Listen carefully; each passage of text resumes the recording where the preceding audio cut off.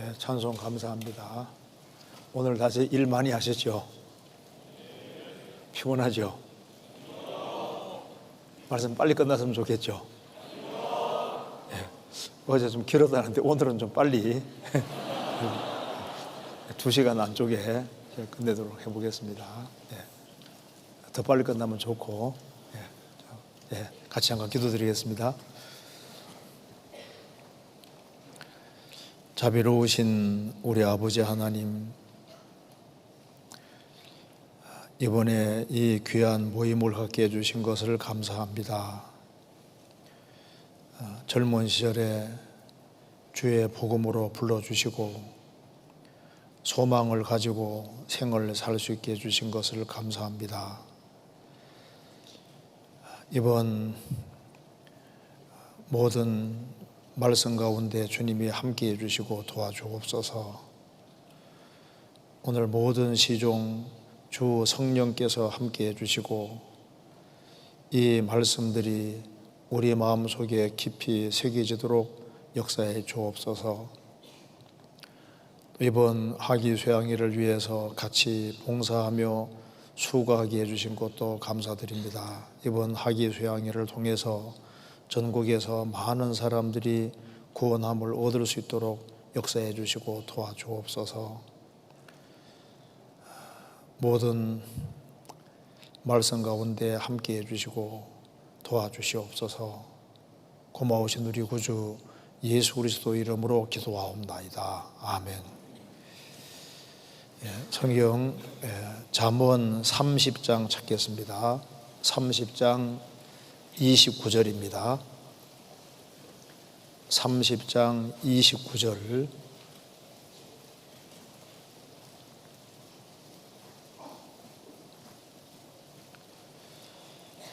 제가 읽겠습니다. 잘 걸으며 위풍 있게 다니는 것 서너시 있나니 곧 짐승 중에서 가장 강하여 아무 짐승 앞에서도 물러가지 아니하는 사자와 사냥개와 수염소와 및 당할 수 없는 왕이니라. 거기까지입니다. 이 잠언 30장은 아굴의 장문입니다. 이 아굴이라는 사람이 성령의 감동으로 기록을 했습니다. 아굴은 앞부분에서는 자기의 신앙을 밝히고 있습니다. 나는 다른 사람에게 비하면 짐승에 불과하다. 나는 특별한 지식도 없다. 그렇지만은 아는 것이 있는데 그 이름이 무엇인지, 그 아들의 이름이 무엇인지 너는 아느냐? 사전에 말한 대로 나는 다른 건 몰라도 성부와 성자에 대해서는 확실하게 안다. 그렇게 얘기를 했습니다. 요한복음 17장 3절에서도 영생은 곧 유일하신 참 하나님과 그의 보내신 자 예수 그리스도를 아는 것이니다라고 했는데, 여기도 그 이름이 무엇인지, 그 아들의 이름이 무엇인지 너는 아느냐? 성령의 감동으로 아굴은 성부와 성자에 대해서 알고, 또 5절 이하에서는 하나님 그 말씀에 대한 확신이 있습니다. 하나님의 말씀은 다 순전하며 하나님은 그를 의지하는 자의 방패시다. 너는 그 말씀에 더하지 마라. 성경에 절대 가감하지 마라. 그러니까 하나님이 내려준 말씀이 있다는 것에 대한 확신을 가지고 있습니다. 그러니까 하나님에 대한 확신과 말씀에 대한 확신이 있습니다. 그러면서 그가 하나님과 말씀을 확실하게 믿고 있는 사람이니까 생을 살면서 간절한 기도가 있는 겁니다. 그래서 하나님, 나의 죽기 전에 꼭 이렇게 해주십시오. 허탄과 거짓말을 내게서 멀리하게 해주십시오. 내가 이 세상을 정말 정직하게 실속 있게 정말 하나님 앞에 바르게 생을 살게 해주시고, 부하게도 마옵시고 가난하게도 마옵시고 필요한 양식을 주십시오. 그래서 내가 생을 살아가면서 주님 중심으로, 신앙 중심으로 생을 살다가 주님 앞에 서기를 간절히 원하는 그 마음을 얘기를 했습니다.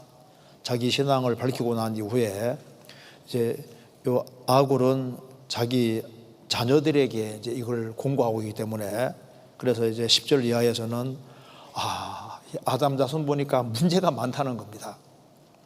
문제가 많으니까 차라리 이제 24절 이하를 보고서 인생의 교훈을 삼으라 이렇게 말하면서 땅에 작지만은 지혜로운 것이 넷이 있다 얘기를 하고, 그 다음에 29절에서는 이제 잘 걸으며 위풍 있는 것이 선옷이 있다 이렇게 얘기를 했는데, 여기 이제 아굴이 이디엘과 우갈에게 이런 거니까 아마 이디엘과 우갈이 자녀겠죠. 자녀들에게 생을 살면서 이상은 사람들이 아담 자손은 타락해서 자기 편한 대로 마음대로 막 살아갑니다. 그러니까 잘 걸으며, 참 잘 걷는다는 게 너무 중요하잖아요. 바르게 잘 걷는다는 것은 바른 길을 따라서 잘 살아가는 게 잘 걷는 겁니다. 그리고 잘 걸으며 위풍 있게 다니는 것이 선옷이 있다. 왜 이런 것을 강조할까요? 타락하면 타락할수록 이 비굴한 사람들이 많아지고 양심을 굽히고 세상에 편성되어 살아가는 사람들이 많이 있는 겁니다. 그래서 하나님을 믿는 신앙인은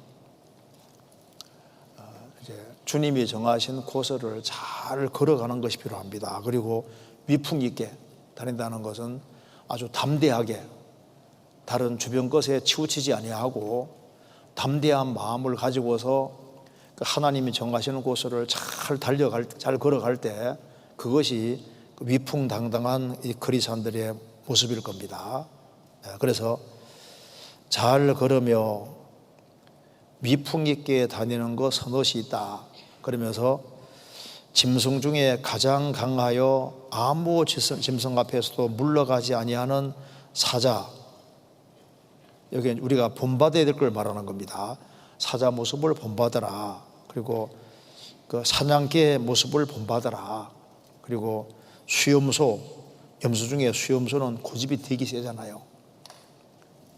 그러니까 좋은 쪽으로 고집이 있습니다. 절대 꺾이지 않아야 될 그런 고집들이 필요한 거예요. 그리고 당할 수 없는 왕이니라, 이 모습이 다 구원받은 크리스찬의 모습인 겁니다. 그래서 위풍 있게 살아간다, 담대한 마음으로 살아가는 그 사람들은 이런 거 보고 잘 우리가 교훈을 받을 수 있는 겁니다. 이런 걸 한번 같이 생각해 보겠습니다.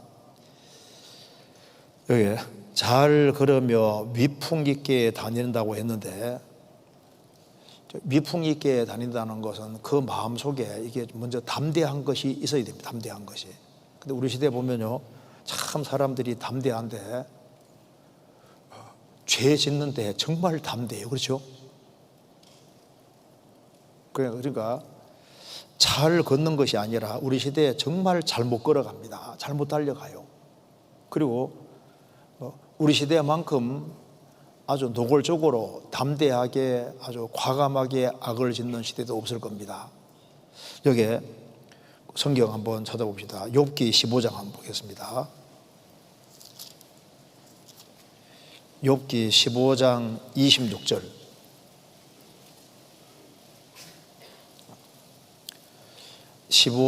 26절. 그는 목을 굳게 하고 두터운 방패로 하나님을 지려고 달려가나니. 세상에서 제일 담대한 사람은 이런 사람일 겁니다. 그는 목을 굳게 하고 아주 강파가 나는 겁니다. 교만하고 이 고개를 숙일 줄 몰라요. 그러니까 그는 목을 굳게 하고 두터운 방패로, 그러니까 어떤 화살을 맞아도 자기는 안 죽을 거라고 착각하는 겁니다. 자기 방패가 아주 튼튼하다고 생각합니다. 자기 이론이 튼튼하다고 생각합니다. 그래서 하나님을 지려고 달려간다. 대놓고 노골적으로 하나님 욕하는 사람도 많아지잖아요. 하나님에 대해서 악담하는 것이 이게 얼마나 큰 죄인데요. 마귀는 담대하게 하나님을 도전했습니다. 욥기 12장에 비루함이 인생 중에 높아지는데 악인이 처처에 횡행하나도다. 비천하고 천박하고 속된 것이 세상 중에 높아지는데 악인이 처처에 횡행한다. 그래서 어디를 보아도 아주 과감하게 양심을 어기고 아주 담대하게 죄를 지어가는 사람들이 많은데 그것은 잘못된 담대함입니다. 자, 그러다가 이제 어느 날 죽음이 다가올 때 어떻게 될까요? 죽음 다가올 때 하나님 앞에 선다는 것이 이게 얼마나 무서운 것이겠습니까? 지금이야 사람들이 큰 소리 치고 하나님 어디 있냐 하면서 하나님을 욕을 하고 그리고 아주 과감하게 죄를 지어가는데 죽음을 건너가면 이제 큰일 나는 거예요. 죽음 건너가서까지 담대할까요? 그렇게 큰 소리 치던 사람도 죽음 앞에서는 벌벌 떨고 죽음 건너가면 정말 엄청나게 무서운 일이 기다리고 있습니다. 그래서 시편 73편에 주께서 저희를 미끄러운 곳에 두시며 파멸에 던지시니 저희가 졸지에 어찌 그리 졸지에 황폐게 되었는가 놀람으로 전멸을 하였나 이렇게 말씀했는데 놀람으로 전멸을 하였나이다. 죽음 건너갈 때 얼마나 큰 충격을 받겠습니까? 그래서 사실 하나님 앞에 담대하게 설 수 있다면 그만큼 축복이 없는 겁니다. 성경 예레미야 30장을 찾아보시겠습니다. 예레미야 30장. 예레미야 30장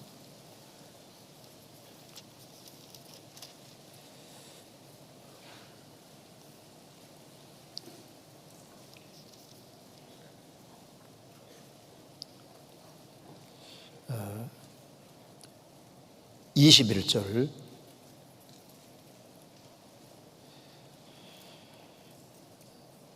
그 왕은 그 본족에게서 날 것이요 그 통치자는 그들 중에서 나올 것이라. 내가 그를 가까이 오게 함으로 그가 내게 접근하리라. 그렇지 않고 담대히 내게 접근할 자가 누구뇨 여호와의 말이니라. 이렇게 말씀하기를 하나님이 가까이 오게 함으로 그가 내게 접근하리라. 그렇지 않고 담대히 내게 접근할 자가 누구뇨. 하나님은 무한히 걸어가신 분인데 무한히 걸어가신 분 앞에 감히 접근할 자가 누구뇨. 그러니까 살아계신 하나님 앞에 접근할 수 있는 사람이 없는 거예요. 하나님이 가까이 오게 한 사람에게는 접근할 수 없습니다. 근데 구원을 받은 그리스도인들은 이 무한히 걸어가신 하나님 앞에 접근할 수 있습니까? 없습니까? 접근할 수 있잖아요. 그것도 아주 담대한 마음으로 접근하고 나아가서 안길 수가 있습니다. 이게 이제 제일 중요한 거예요. 성경 에베소서 3장 보시겠습니다. 3장 12절은 같이 읽겠습니다. 에베소서 3장 12절 3장 12절 같이 읽겠습니다. 우리가 그 안에서 그를 믿음으로 말미암아 담대함과 하나님께 당당히 나아감을 얻느니라. 하나님은 무한히 걸어가신 분입니다.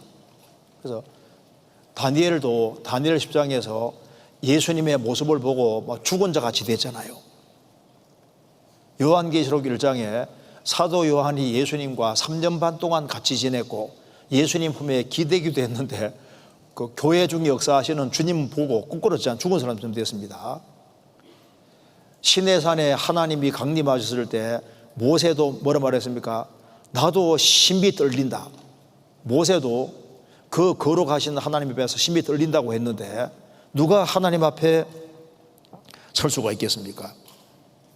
모세가 말하기를 그 보이는 바가 이렇게 무섭기로 모세도 이르되 나도 심히 떨린다, 두렵고 떨린다. 자, 그런데 여기 말씀하기를 우리라는 사람이 있어.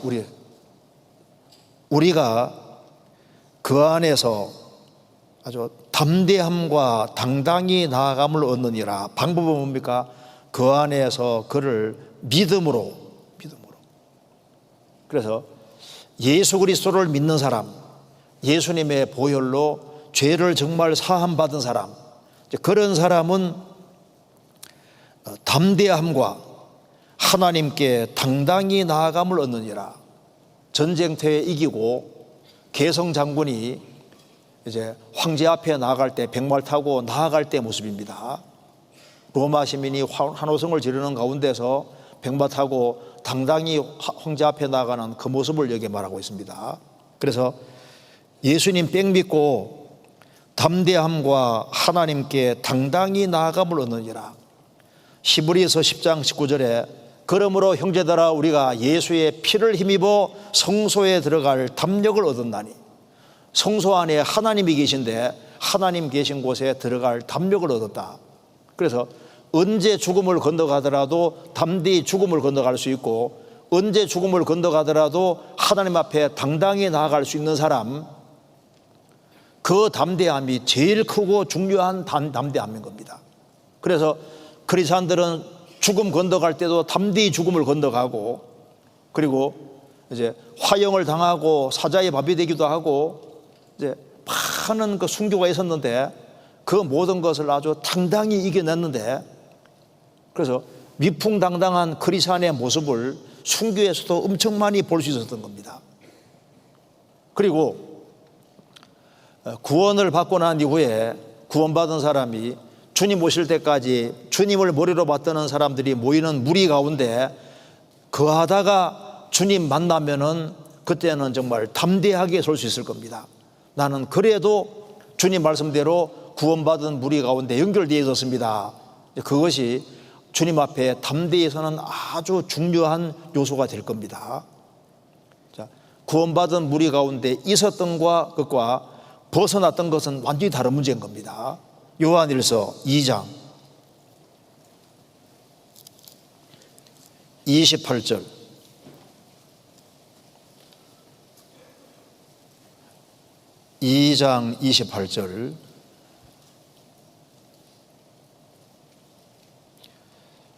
자녀들아 이제 그 안에 거하라.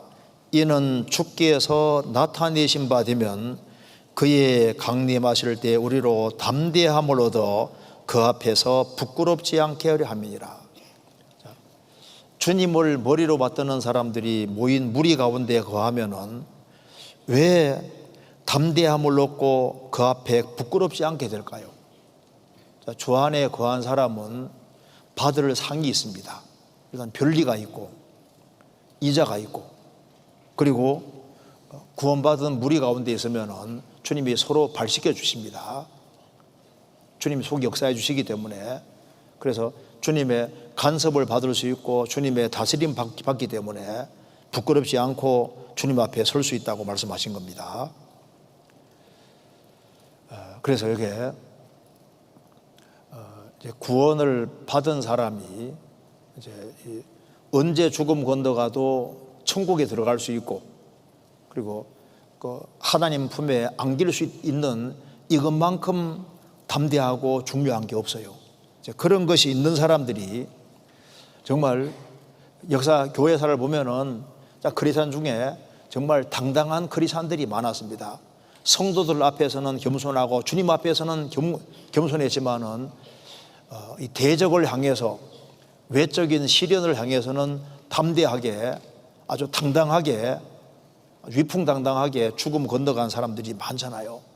그래서 피해 여왕 메리, 그 당시에 틴데일을 주님 품으로, 틴데일이 성경을 번역한 사람입니다. 영어로 번역한 사람인데 틴데일을 주님 품으로 인도했던 그 이제 존 로저스라는 사람이 있는데,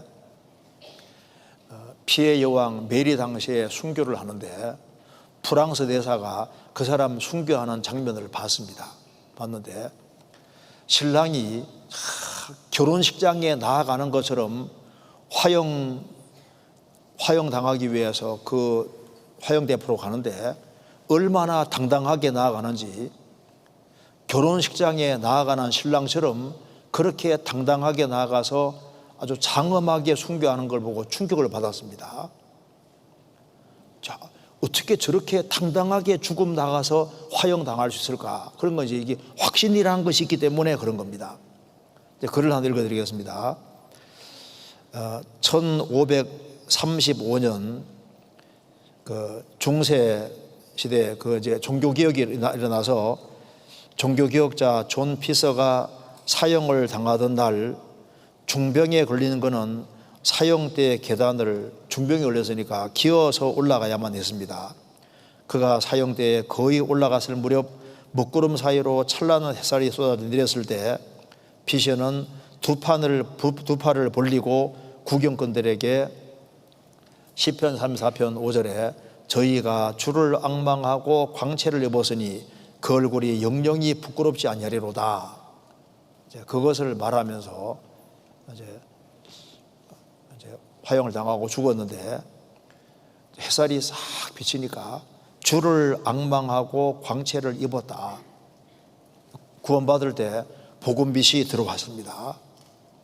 어두운 데서 빛이 비치려 하시던 그 하나님께서 예수 그리스도의 얼굴에 있는 하나님 영광하는 빛을 우리 마음에 비추셨느니라. 고린도후서 4장에 말한 대로 그 복음빛을 받은 겁니다. 로저 클락이라는 그 영국의 순교자 한 사람은 그 화형 당할 때 군중항에서 보라, 세상 죄를 지고 가는 하나님의 어린 양이로다. 그 세상 죄를 지고 가는 하나님 어린 양 예수를 보라, 그렇게 말하면서 담대히 죽어갔는데, 그래서 이제 이 당당하게 살다가 죽은 크리스찬들이 굉장히 많습니다. 우리 시대에 우리가 잠언에 말한 대로 잘 걷기 위해서는 정말 담대한 것이 필요한 겁니다. 이 세상에서 정말 필요한 게 뭘까? 우리 시대에 우리가 이제 크리스찬으로서 그 당당히 산다는 것은 아주 굉장히 중요한 주제가 아닐 수 없습니다. 왜냐하면 우리 크리스찬으로 산다는 것 자체가 안 쉬운 거잖아요. 왜? 마귀가 역사하는 세상입니다. 마귀가 누구를 특별히 주목할까요?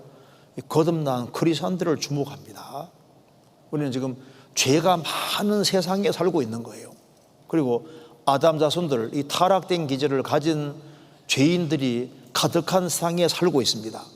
악의 창궐한 세상에 살고 있는 거예요. 그래서 성경에 말씀하기를 크리스찬들은 가시나무 가운데 백합화 같아. 시편 57편에는 우리가 불살하는 자 중에 있다, 사자 중에 처해 있다고 했습니다. 에스겔 3장에는 우리가 정갈 가운데 있다고, 정갈. 그러니까 이런 아주 그 어려움이 많고 고난도 많은, 역경도 많은 그런 세상에 우리가 살고 있는 거예요. 그러니까 크리스찬으로 산다는 것 자체가 쉬운 것이 아닙니다. 그래서 초대교회 당시에도 아주 담대한 게 필요했고 우리 시대에도 담대한 것이 필요한 겁니다. 잠언 24장, 히브리 찾아봅시다. 히브리서 10장 한번 찾아보시겠습니다.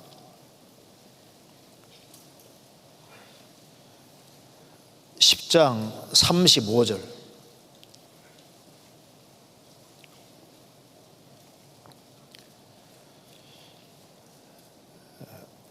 그러므로 너희 담대함을 버리지 말라.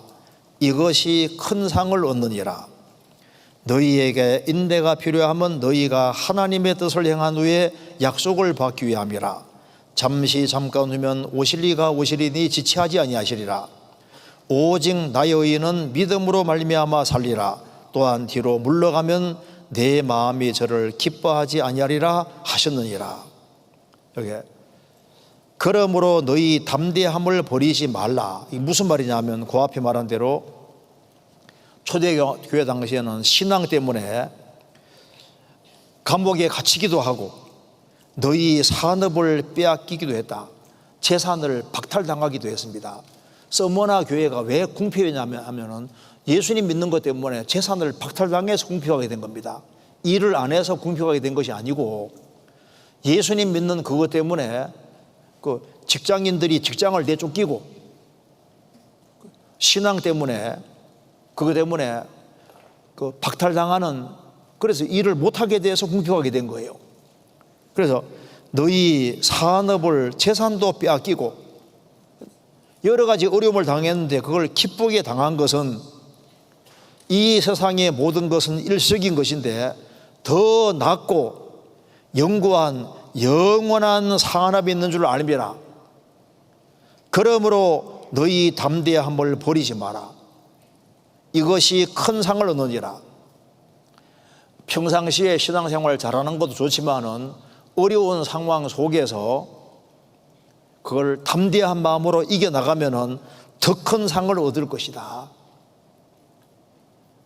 너희에게 인내가 필요하면 너희가 하나님의 뜻을 행한 후에 약속을 받기 위함이라. 하나님의 뜻을 행하고 약속을 얻기 위해서는 인내가 필요합니다. 담대함을 가지고 있어야 됩니다. 주님께서는 어떤 어려움이 있다고 해서 뒤로 물러가면 주님이 안 기뻐하십니다. 그래서 예수님께서 이 세상을 살아가는 크리스찬들에게 너희가 세상에서는 환난을 당하나 뭐라 했습니까? 담대하라, 내가 세상을 이겨노라. 요한복음 16장 33절에 말한 대로 너희가 세상에서는 환난을 당할 것이다. 우리는 환난을 당하도록 되어 있는 거예요. 당하지만은 담대하라, 내가 세상을 이겨노라. 우리 시대에 이 잘못된 가르침도 굉장히 많습니다. 아주 허탄한 지식이 너무 많아요. 쓸데없는 지식이 너무 많습니다. 정보가 막 엄청 쏟아지는데 정말 영혼에 필요한 실제 신앙생활하는데 크게 도움이 되지 않는 불필요한 지식도 너무 많잖아요. 잘못하면은 정보의 홍수에 빠져들 수도 있습니다. 별로 중요하지 않은 것에 붙잡힐 수도 있고 잘못된 교리에 붙잡히기도 쉽습니다. 그러니까 잘못된 것이 들어오면 아주 과감하게 담대하게 탁탁 전해야 되는데 그 담대하고 그러지 못해서 그렇게 해서 이제 이 미혹에 대해서 이제 신앙생활에 실패하고 넘어지면 그걸 뭐로 보상할 거냐 그 말입니다. 내가 신앙생활을 잘 못해서 신앙적으로 손해보는 것은 영원한 손해이기 때문에 다른 건 손해보더라도 신앙생활 잘하는 건 손해보면 안 되는 거예요. 그런 생각 안 하세요? 우리가 지금 신앙생활하는 게 악세사리 아닙니다. 우리 지금 여기 전대수 갖고 모임하고 이런 거 자체가 이런 게 형식이 아니고 그냥 이런 행사가 아니에요. 이게 우리의 영원한 운명과 관계되는 것이고 내가 영혼을 어디서 보낼 거냐 하는 아주 중요한 문제인 겁니다. 그잖아요. 우리가 그리고 성경을 배우는 것 자체가 이게 우리 개개인의 영원한 운명과 관계되는 아주 중요한 거예요. 이거 우리 운명이 달리는 거예요. 그러니까 하나님이 살아 계시고 성경이 하나님 말씀이고 영원한 내세가 있고 영원한 천국과 지옥이 있으면은 우리 신앙생활은 아주 심각한 겁니다. 그러잖아요. 그리고 아니 지옥이 없는데 수양회가 무슨 필요가 있어요? 천국이 없는데 이런 봉사가 무슨 필요가 있냐 그 말입니다. 그러잖아요. 그리고 죽으면 그치면은 그냥 멋대로 살면 되죠. 우리가 여기 굳이 나와서 같이 모여서 말씀을 배우고 이렇게 하는 이유가 뭐예요? 자, 물어봅시다. 하나님 계신 것이 100% 사실이에요? 진짜 그렇게 믿고 있어요? 성경이 진짜 하나님 말씀이라고 믿고 있어요? 천국 지옥 진짜 믿고 해서요? 그럼 천국 지옥 믿고 해서면 뭔 고민이 그렇게 많아요? 잘 생각해 보세요. 무슨 고민을, 진짜 천국 지옥을 믿고 있다면은 내 고민은 사실 고민이 아닐 수도 있는 거예요. 잘 생각해 봐요. 좀 못생기면 어때? 주님 조금만 있으면 참으면 영광스럽게 될 텐데. 그러니까 가만히 생각해 보면요, 심각하지 않을 걸 심각하게 생각할 수 있다니까요. 우리는 다 씨밖에 씨요. 이게 씨 모습이 진짜 모습이 아니잖아요. 꽃 모습은 다 따로 있어요. 우리는 다 애벌레 모습이라고. 애벌레. 잘나봤자 애벌레. 조금 있으면 진짜 모습 따로 있는 겁니다. 그렇잖아요. 그러니까 여기에 우리가 좀 신앙생활하는 게 잘 생각을 해야 됩니다. 자, 이 성경에 말씀하기를 지옥 가는 사람 중에 이렇게 두려워하는 자가 지옥 간다고 했지 않습니까? 이거 한번 보세요. 여기에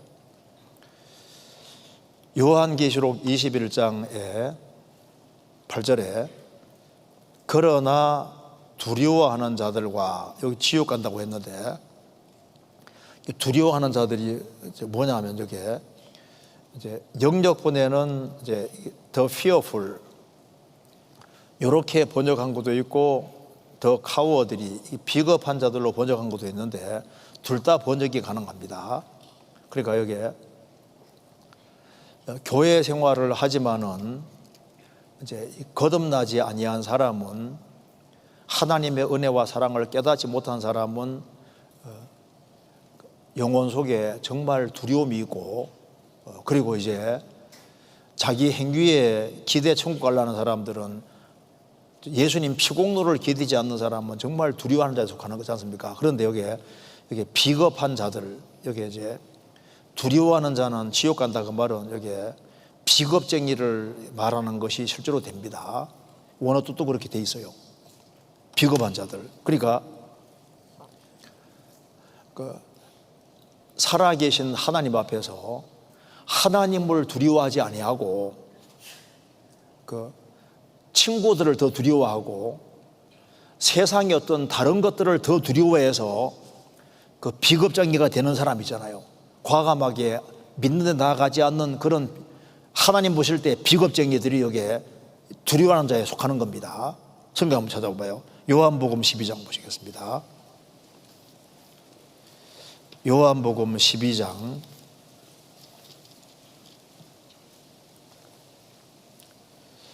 42절.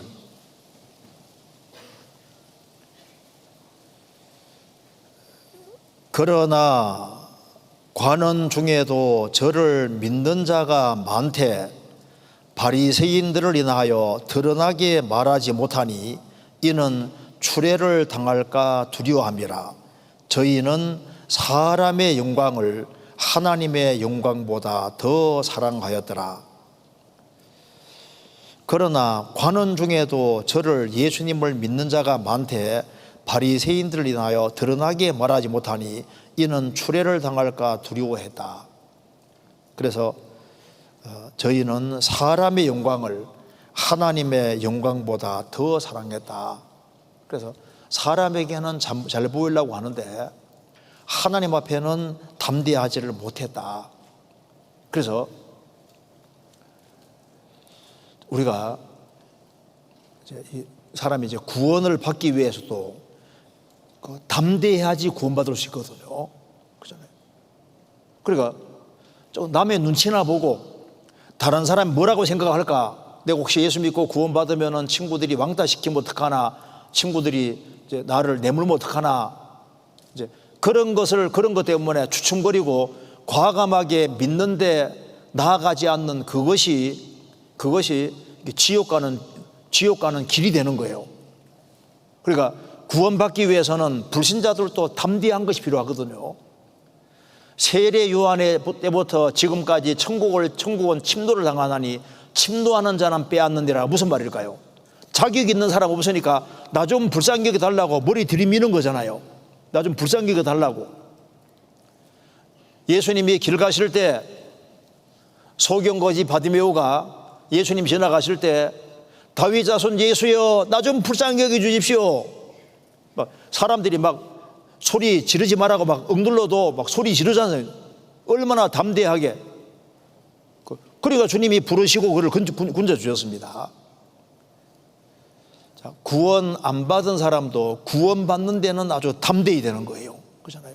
그리고 구원을 받은 사람은 이 세상을 살아가는데 정말 담대한 것이 필요합니다. 왜냐하면은 베드로 후서 1장에서 베드로 사도가 크리스찬들이 하고 싶었던 제일 중요한 것 중에 하나가 그러므로 너희가 더욱 힘써 너희 믿음의 덕을 덕의 지식을 지식의 절제를 절제의 인내를 인내의 경건을 경건의 형제의를 형제의 사랑을 공급하라. 그런데 믿음의 그 다음에 덕을 얘기했습니다. 왜 덕을 얘기했냐면은 초대교회 당시에 일단 초대교회 당시에는 예수 믿으면은 목숨이 왔다 갔다 하는 거예요. 그죠? 시대가 달랐다고요. 그러니까 예수님을 믿고 구원받는다고 하는 것은 목숨을 거는 것과 마찬가지로 엄청난 시련이 있는 그런 시대이기 때문에 믿음 다음에는 덕이 있어야 된다고 얘기했던 겁니다. 이거 보세요. 자, 베드로서 1장에 믿음의 덕을 했는데 이 덕이란 말이 잠깐 보시면은요. 이거 한글로 보겠습니다. 자, 덕은 선을 행하려는 습관적이고 확고한 성향을 가리킨다. 덕은 사람으로 하여금 선한 행동을 할 수 있게 할 뿐 아니라 자신 안에 있는 최고의 것을 발휘하도록 해준다. 덕은 라틴어 비르투스에서 왔으며 이는 용기 또는 용맹을 의미한다. 비르투스는 남자를 뜻하는 라틴어 비르에서 유래했다. 문자 그대로 말하자면 virtue, 덕은 남성다움, manliness를 의미한다. 그러니까 원래 이 덕이라는 단어가 원래 히브리 헬라어에도 덕은 첫 번째 뜻은 manliness입니다.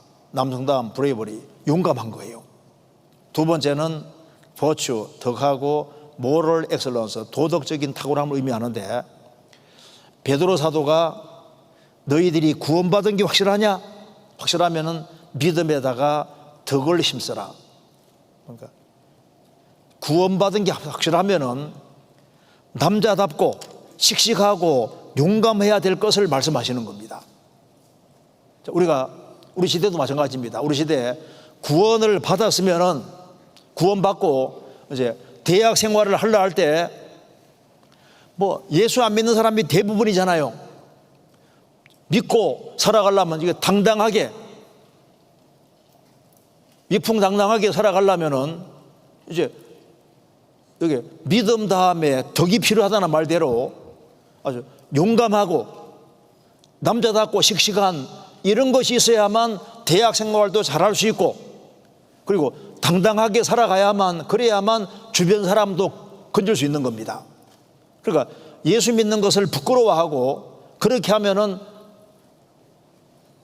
그러면은 신비있게 살 수가 없어요. 구원을 안 받은 사람도 당당하게 살아갑니다. 그렇잖아요. 이거 비디오가 좀 긴데 한번 그래도 보여드릴까요?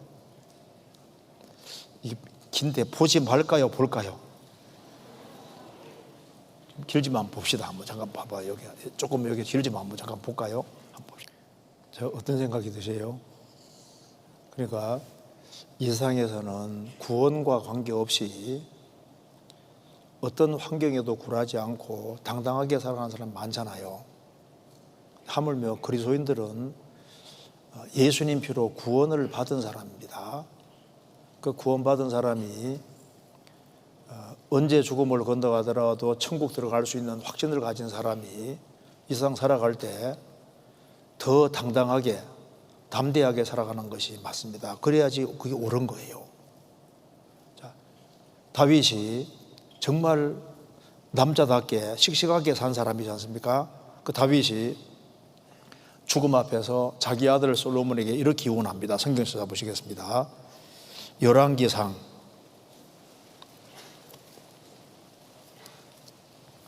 열왕기상 2장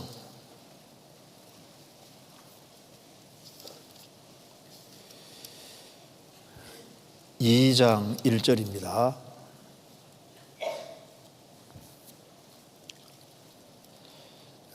다윗이 죽을 날이 임박하매 그 아들 솔로몬에게 명하여 가로되 내가 이제 세상 모든 사람의 가는 길로 가게 되었노니 너는 힘써 대장부가 되고 내 하나님 여호와의 명을 지켜 그 길로 행하여 그 율법과 계명과 율례와 증거를 모세율법에 기록된 대로 지키라.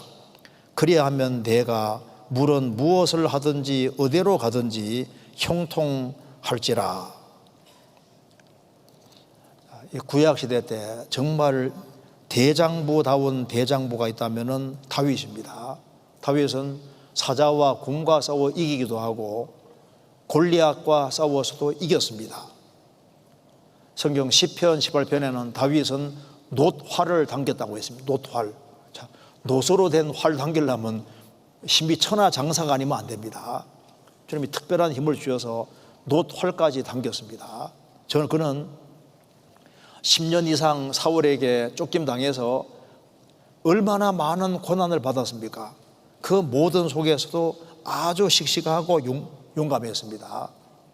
그는 끝까지 사울을 용서했습니다. 그는 정말 대장부였습니다. 그는 하나님을 믿는 믿음에서 아주 탁월했습니다. 그리고 기름 부음 받은 사울을 끝까지 존중히 여기는 거 봐요. 정말 하나님을 두려워하고 백성들을 사랑하고 그리고 성도들을 정말 사랑한 사람입니다.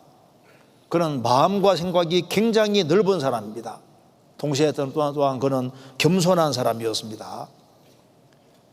사울은 악으로 대했지만 그는 선으로 대하고 그리고 결국은 기어코 이스라엘을 통일 왕국을 이룹니다. 다윗은 대장부로 살았기 때문에 바로 죽음 앞에서 너는 힘써 대장부가 되고, 여기에 대장부가 히브리어로 찾아보니까 레이시인데 일반적인 사람을 뜻하는 아담이란 단어가 아니라 이게 레이시, 강한 남자란데, 강한 남자. 그래서 너는 힘써 대장부가 되라. 아주 씩씩하고 용감한 강한 남자가 되라. 이렇게 얘기를 했습니다. 성경에는 이스라엘이 우상 숭배할 때 우상에서 구별될 걸 말하면서 대장부가 되라, 그런 말씀이 이사야 40쪽에 나옵니다. 그러니까 우상에서 과감하게 딱 구별되는 것이 그게 대장부라고 했습니다. 그리고 여기 말씀하기를 하나님 힘써 어떻게 하는 게 대장부가 되냐 하면은 3절에 내 하나님 여호와의 명을 지켜 그 길로 행하여 그 율법과 계명과 율례와 증거를 모세율법에 기록된 대로 지키라. 그 말씀을 나는 지키고 살겠다. 이것이 바로 대장부 모습인 겁니다. 그러니까 하나님 말씀을 보면서도 하나님 말씀을 어기는 게 그게 졸장부입니다. 누가 뭐래도 하나님 말씀을 굳게 붙잡는 것이, 그것이 대장부 모습이에요. 그리고 성경에 말씀하기를 징계를 잘 감당하는 것이 대장부라고 했습니다. 한번 찾아볼까요? 성경 시편 94편 보겠습니다. 시편 94편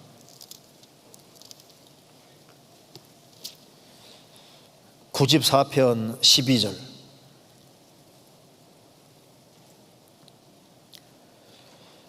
여호와여 주의 징벌을 당하며 주의 법으로 교훈하심을 받는 자가 복이 있나니, 여기에 받는 자가 받는 남자입니다. 아주 강한 남자 말하는 겁니다. 그러니까 주의 징벌을 당할 때도 그걸 달게 받고 주의 법으로 교훈하심을 받는 그 씩씩하고 용감한 남자가 복이 있다. 그래서 주님이 징계하실 때 잘못한 걸 시인하고 딱 돌이키고 그 징계를 달게 받고 하나님 말씀하면 네 하고 이걸 그대로 잘 받는 그런 것이 대장부인 거예요. 여자들을 또 성경에 뭐라 했습니까? 이 세상에서는 그 남자답게 되어야 되는 겁니다. 성경 찾아볼까요? 고린도전서 16장 같이 읽어봅시다. 16장 13절. 16장 13절 같이 읽겠습니다. 깨어 믿음에 굳게 서서 남자답게 강건하여라. 깨어 믿음에 굳게 서서 여성스럽게 부드러워가 아니죠. 여성스럽게 부드러우라고요. 그건 내적으로 그런 것이고, 그리고 이제 하나님 앞에서 외적으로는 믿음에 굳게 서서 남자답게 강건하여라. 남자답게 강건하라고. 그래서 남자답다는 것은 마음이 넓은 것이고 이타적인 그런 사람이 돼야 되고, 하나님 말씀을 지키는 쪽으로, 그래서 하나님 말씀을 확실하게 딱 고소하는 이제 그런 것들이, 그게 용감한 모습인 거예요. 자, 우리 C.T. 스터드 얘기는 많이 들어봤죠. 외국 선교부를 만든 사람, 이 C.T. 스터드가 D.L. 무디가 영국에 전도하러 가서 전도할 때 그 C.T. 스터드의 아버지 에드워드 스터드가 구원을 받고, 그리고 이제 C.T. 스터드가 이제 나중에 구원을 받게 됩니다. 구원받고 난 이후에 하나님의 아들이 이 세상에 오셔서 나를 위해서 죽으신 것이 사실이라면은 내 인생에 아까울 것이 없다. 그렇게 해서 그는 공부도 잘하고 그 당시에 그렇게 주장이었는데 그 모든 걸 다 포기하고 영국에 선교사로 자원을 합니다. 그 당시에 허드슨 테일러가 영국에 선교하고 있었기 때문에 선교 돕기 위해서 영국에 선교하러 갔고, 중국에 선교하러 갔고, 그로부터 시작해서 중국에 선교하고 인도에 선교하고 하면서 세월이 지나서 50살이 넘었을 때 몸이 너무 안 좋게 돼서 영국에 와서 조금 쉬고 있는 중에 길을 걸어가는데 아프리카의 식인종이 그리스도를 구한다, 그 광고를 보고 선교센터를 찾아가서 왜 가는 사람 없냐 물으니까 가는 사람이 없다는 거예요. 그러면 나라도 가야지. 그래서 그는 아픈 몸을 이끌고 그리스도를 찾는 사람이 있다면 가야 된다 싶어서 아프리카로 가는 거예요. 그래서 딱 보니까 아프리카 지도를 놓고 보니까 콩고가 거의 중앙 쪽에 해당되니까 그쪽으로 가기 결정해서 거기에서 선교하러 들어갑니다. 사람들은 이제 당신은 그 안 좋은 몸을 이끌고 가면 죽을 거라 해도 죽을 때 죽더라도 나는 간다 하고 갔지 않습니까? 그가 70몇 살까지 오래 살았어요. 그러면서 아프리카에 전도하면서 외국 선교부를 만들고 그렇게 해서 이제 세계적으로 복음 전했는데, 그 사람이 쓴 책 중에 이거 잘 아는 책이지 않습니까? 여기 초콜릿 군병. 크리스찬들이 정말 맥없다. 햇빛만 보면은 그냥 초콜릿 녹아내리는 것처럼 이렇게 요즘 크리스찬들 왜 이렇게 맥이 없냐? 성경에 나와 있는 크리스찬들을 봐라. 얼마나 당당하고 용감했는데 요즘 크리스찬 문제가 많다는 겁니다. 그래서 여기 한번 이 부분을 한글로 읽어드리겠습니다. 자, 여기 한번 읽어보겠습니다. 모든 참된 그리스도인은 그리스도의 군사이다. 영웅이다, 영웅. 그러니까 크리스찬들은 영혼, 한 사람 한 사람 이게 영웅이에요, 영웅. 가장 용감한 자보다도 더 용감하게 평화의 부드러운 유혹과 고난, 질병, 위험, 죽음에 대한 거듭된 경고를 멸시하며 이 모든 것들을 가장 가까운 친구처럼 여긴다. 아유, 꼭 그렇게 살 필요가 있어? 고생할 필요 없어? 있어? 이렇게 말하는 유혹을 물리치고, 야, 그렇게 하면 고생해. 병 걸릴 수도 있고 위험과 죽음이 있다. 그런 경고를 받으면서도 고난, 질병, 질병 있는 곳에도 전도하러 들어가잖아요. 그리고 위험, 죽음을 가장 가까운 친구처럼 여긴다. 진짜 사나이들, 가짜로 가득한 세상 속에 진짜 사나이들이 누구냐? 리얼면 진정한 사나이, 가짜들이 가득한 곳에 진정한 사나이가 뭐냐?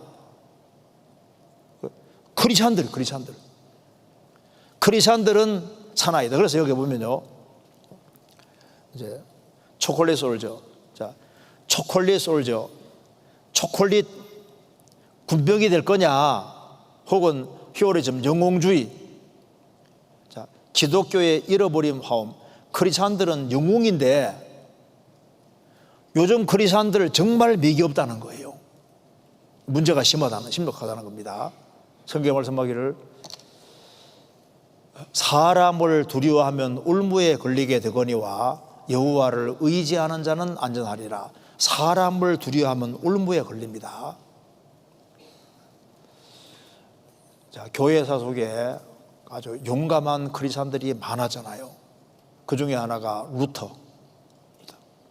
그는 이제 자신이 이제 벼락이 바로 옆에 떨어졌는데요. 그 대학생 때 벼락이 자기 옆에 딱 떨어졌는데 제가 그곳에 가봤습니다. 가봤는데 야, 날씨가 정말 희한해요. 깜짝 놀랐습니다. 그러니까 쉽게 날씨가 이제 바뀌는 곳인데 그 정말 벼락이 떨어진 그 자리에 돌까지 세워놨더라고요. 여기서 벼락을 맞았다고, 바로 옆에서. 그래서 그 벼락 옆에 떨어지는 그것 때문에 죽음이 가까이 있는 걸 알고 성 안나여 저를 도와주십시오. 제가 수도사가 되겠습니다 하고 수도로 들어가잖아요. 들어가는데 그가 아우어스너스 수도원에 들어갑니다. 그 도미니칸 수도원은 행위를 강조하는 쪽이고 아우어스너스 수도원은 은총을 강조하는 그곳인데 걸로 들어가기 잘했죠. 그가 아우어스너스 수도원에 있으면서 죄 문제 해결을 하려고 그렇게 노력을 해도 해결하지 못하다가 나중에 죄 문제를 해결하고 구원을 받잖아요. 그래서 아주 용감하게 됐습니다. 그래서 이제 막 책을 막 계속 쓰고 하니까 책도 많이 썼더라고. 제가 그 루터가 실제로 책을 성경 번역한 그곳에 가봤는데 루터 책을 이렇게 쫙 모아놨는데 정말 많이도 썼더라고요. 루터가 이제 책을 쓰고 이렇게 하니까 교황청에서 이제 그를 이단자로 낙인을 찍습니다. 그래서 보름수 국회에서 딱 불러서 이제 그 모든 책을 처리하도록 요구하는 겁니다. 그때 칼 오세가 딱 그 보름수 국회에 앉아 있고 많은 사람들이 있는 자리에서 루터의 책을 보이면서 이걸 포기하라고 합니다. 그때 루터가 이렇게 얘기한 거 아시죠? 여기에 이거 보시면요, 루터가 이렇게 말합니다. 나의 양심은 하나님의 말씀에 사로잡혀 있습니다. 나는 아무것도 취소할 수 없습니다. 왜냐하면 양심에 반하는 것은 옳지 못하고 안전한 일이 아니기 때문입니다. 하나님이여, 내가 여기 있습니다. 나를 도우소서. 나의 양심은 하나님 말씀에 사로잡혀 있습니다. 나는 아무것도 취소할 수 없습니다. 왜냐하면 양심에 반하는 것은 옳지 못하고 안전한 일이 아니기 때문입니다. 하나님이여, 내가 여기 있습니다. 나를 도우소서. 성경에 위배되지 않는 한은 나는 절대 포기할 수 없습니다. 그는 이렇게 용감했습니다. 왜냐하면 그 화형 당할 걸 각오하고 이렇게 한 거예요. 그래서 근데 하나님께서 그를 사용하셔서 그 당시 카톨릭의 한 절반 정도를 개신교로 바꾸잖아요. 스코틀랜드의 종교개혁자 존 낙스를 제일 무서워했던 사람이 피해 여왕 메리라고 합니다. 그 존 낙스가 하나님께 아주 정말 간절히 기도해서 이 스코틀랜드를 내게 주지 않는 한에는 차라리 내게 죽음 달라고. 스코틀랜드를 결국은 주님 품으로 인도하잖아요. 피해 여왕 메리가 정말 무서워한 것이 존 낙스의 기도인데 존 낙스의 여기 무덤 비문에 이렇게 쓰여 있습니다. 이 사람 존 낙스입니다. 세상에 있는 동안 사람의 얼굴을 두려워한 적이 없는 사람이 여기에 누워있노라. 세상에 있는 동안에 사람의 얼굴을 두려워한 적이 없는 사람이 여기 누워있노라. 그렇게 담대했다 그 말입니다. 존 낙스는 말했습니다. 그리스도 안에서 살고 그리스도 안에서 죽으라. 그러면 육신은 죽음을 두려울 필요가 없다. 자, 그리스도 안에 살고 그리스도 안에서 죽으라. 그러면 육신은 어차피 한번 죽는데 죽음을 두려워할 필요가 없다. 어차피 부활할 거니까. 그 담대하잖아요. 여기에 그 히브리 말로 이게 선지자가 나비, 홀홀 날아다니는 나비가 아니고 선지자가 나비인데 이 어원이 솟구치다, 끌어오르다, 말하다는 뜻도 있는데 이게 영어로 말하면 보일링, 부글을 끓는 거. 그러니까 하나님의 선지자는 하나님 말씀을 대언하는 사람이 동시에 속에서 이스라엘 백성들이 겪으려고 하니까 속에서 막 열망이 올라오는 거예요. 그래서 이스라엘 백성들을 부금을 끓는 마음으로 말하지 않을 수 없어서 그들을 주님 품으로 이끌려고 하는 이제 그런 열정을 가진 이제 그러니까 엘리야 같은 경우는 막 얼마나 담대해요. 하나님께 대한 특심한 열심을 가지고 바알 선지자 450명과 전투해서 하늘에서 막 불이 내리게 하잖아요. 그런 그 아주 담대한 당당한 그런 모습을 보여주고 있습니다. 그리고 여기에 한번 같이 읽읍시다. 위에는 읽지 말고 성경 구절 같이 읽읍시다. 부지런하여 게으르지 말고 열심을 품고 주를 섬기라. 여기에 열심이라는 말이 여기에 푸뉴마 영에다가 재우 끌어오르다. 그러니까 영이 부글부글 불타오르는 것이 열심. 그러니까 뜨거운 마음이란 말이 맞는 거예요. 그래서 부지런하여 게으르지 말고 열심을 품고 주를 섬기라. 부글부글 끓는 마음을 가지고서 정말 뜨거운 마음을 가지고 주님을 섬기라. 그 담대한 마음 가지고 주님 섬겨야 된다는 말이 맞잖아요. 제가 2년 전에 아프리카에 모리셔스에 선교를 갔을 때 그 아프리카 동쪽에 큰 섬이 마다가스카르 섬입니다. 거기에서 좀 더 가면은 모리셔스예요. 그래서 마다가스카르에서 구원을 받은 한 목사님이 이제 우리 그 아프리카 선교에 합류했는데 그 목사님이 2017년에 그 보바 목사가 와서 전도해서 구원을 받았다 하더라고요.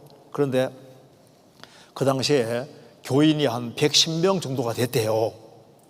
그리고 그게 부자들도 좀 있었고 해가지고 좀 경제적으로도 넉넉하고 이제 그렇게 괜찮게 살았는데 구원받고 난 다음에 용감하게 복음을 전해가지고 지금 교인 다 떨어지고 10명 정도 같이 이제 모임을 하고 있다 하더라고. 그런데 이제 마음은 너무너무 아팠지만은 구원의 기쁨이 자기 너무 크다. 그래서 이 마다가스카르에 어떻게 하든 간에 복음을 전해야 되겠다는 그 아주 간절한 마음 갖고 있는데 교인이 그렇게 많은데 다 떨어졌는데 그래도 복음을 전하는 게 더 중요한 거니까 그 담대한 마음으로 전도하는 거 보니까 참 정말 너무 보기 좋더라고요. 잠언 보시겠습니다. 잠언 30장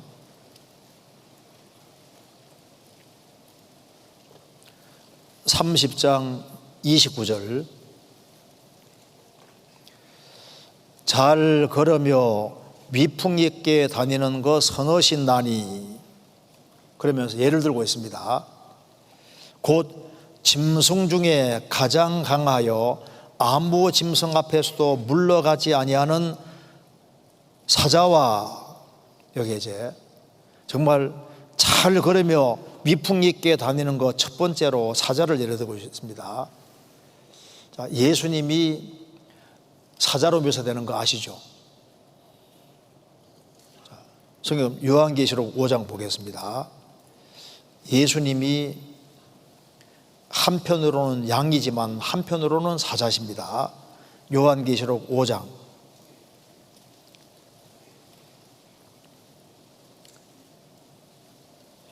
5절 요한계시록 5장 5절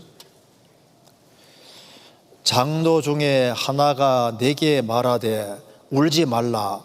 유대지파의 사자 라ион입니다. 사자 다윗의 뿌리가 이기었으니 이 책과 그 7인을 떼시리라 하더라. 내가 또 보니 보호자와 내 생물과 장로들 사이에 어린 양이 섰는데 일찍 죽임을 당한 것 같더라.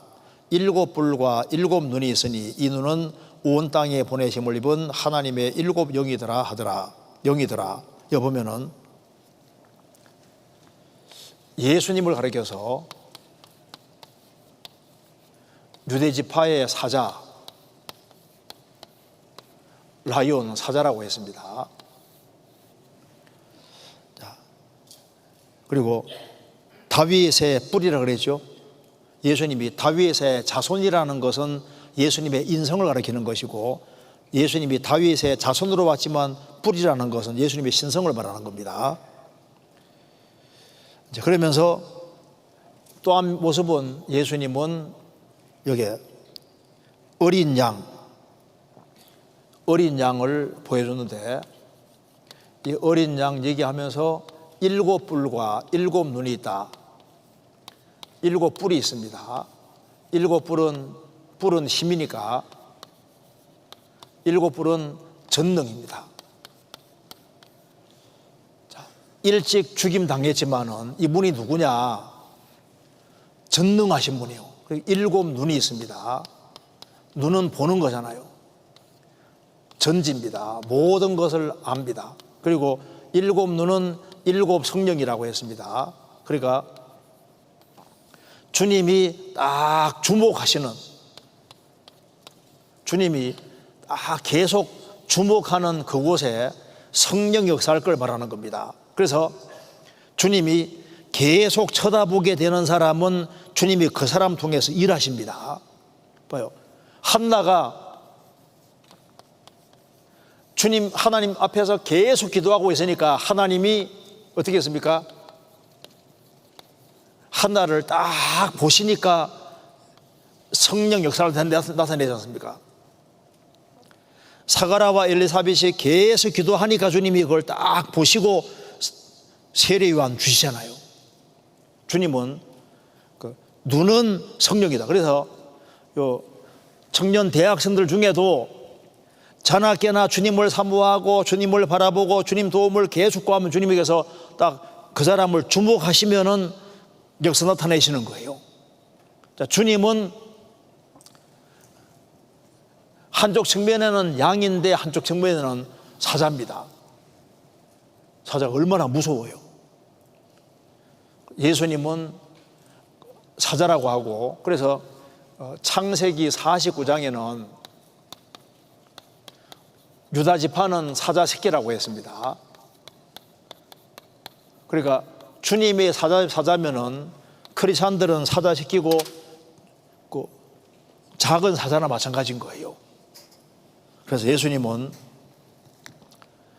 공생의 당시를 잘 보면은 예수님은 유대 종교가들의 그 모든 반대를 무릅쓰고 얼마나 담대하게 모든 걸 다 이겨나가고 나중에 예수님에게 막 침을 뱉고 수염을 뽑고 그리고 십자가 달려서도 그 모든 걸 다 이겨내시잖아요. 그런 예수님은 정말 용감하신 분이셨습니다. 담대하신 분이셨잖아요. 잠언 28장 1절 같이 읽어보겠습니다. 잠언 28장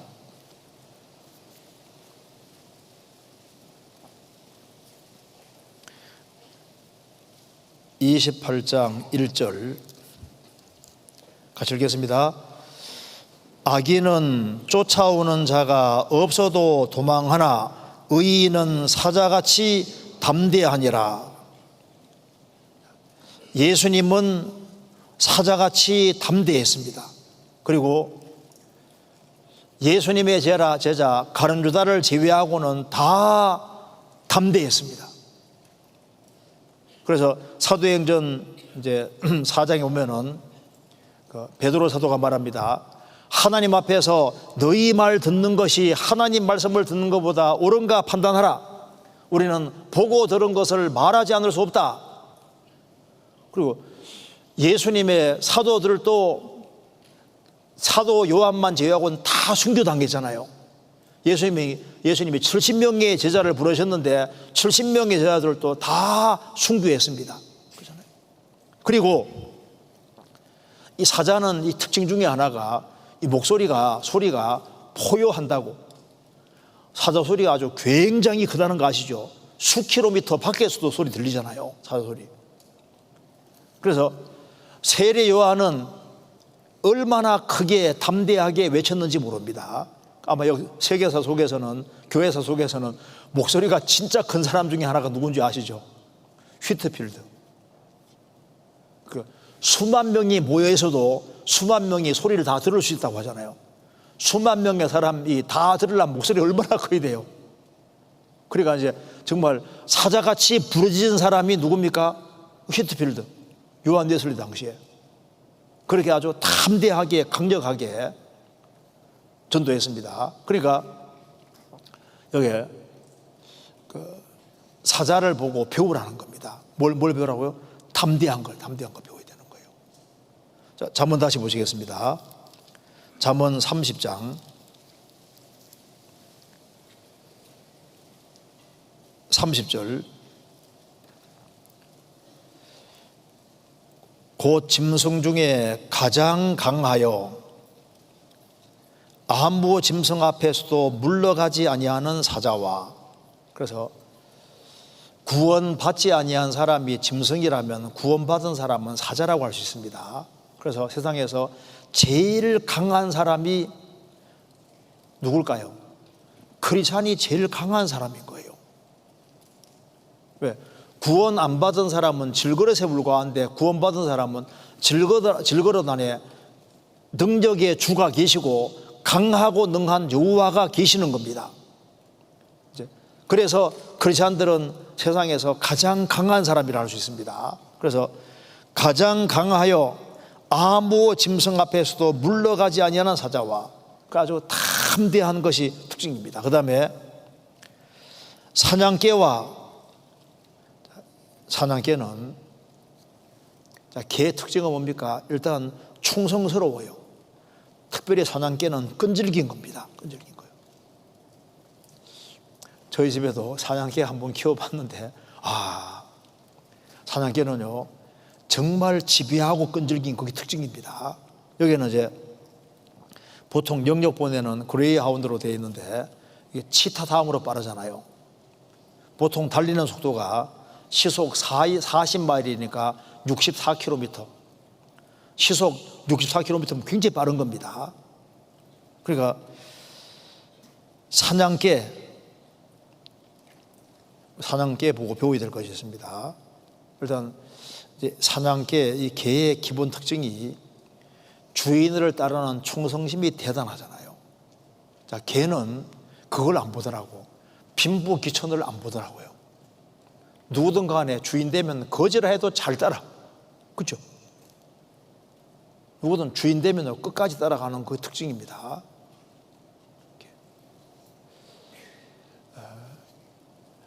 우리 시대에 우리가 이 사냥개 보고 배워야 될 것이 있습니다. 가장 첫 번째는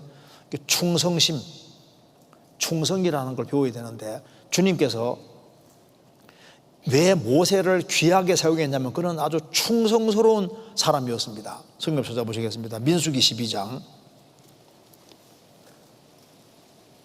민수기 12장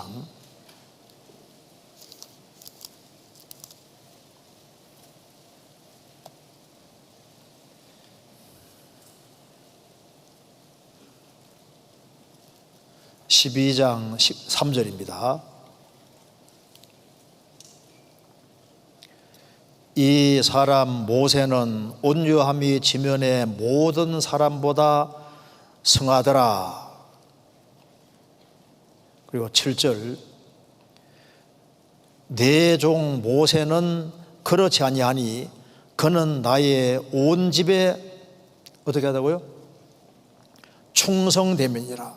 모세는 온유함이 지면의 모든 사람보다 뛰어났고, 왜 하나님이 그를 귀하게 사용했냐면은 그는 나의 온 집에 충성됨이니라. 충성. 갈렙은 뜻이 뭔지 아시죠? 여호수아 갈렙. 갈렙 무슨 뜻입니까? 개. 이름을 어떻게 개라고 지었는지 모르겠는데 갈렙, 개. 좋은 의미로 개겠죠. 개. 그러니까 이 갈렙이 얼마나 충성된 사람입니까? 그러니까 충성된 게 참 중요한 거예요. 성경 잠언 25장 봅시다. 잠언 25장 13절.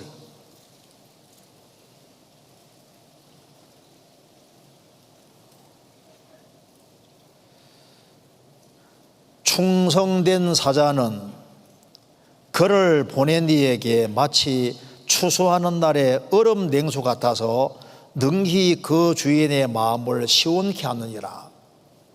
이게 무슨 말이냐면 이거 봐봐요. 충성된 사자 얘기하면서 충성된 사자는 그를 보낸 이에게 마치 추수하는 날의 얼음 냉수 같아서. 보세요. 이스라엘은 추수하는 날이 언제입니까? 여름. 그럼 봐요. 여름에 추수하는데 여름에 얼음 냉수 같아서.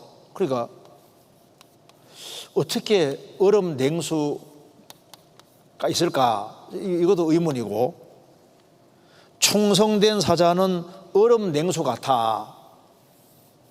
그래서 능히 그 주인의 마음을 시원케 하느니라.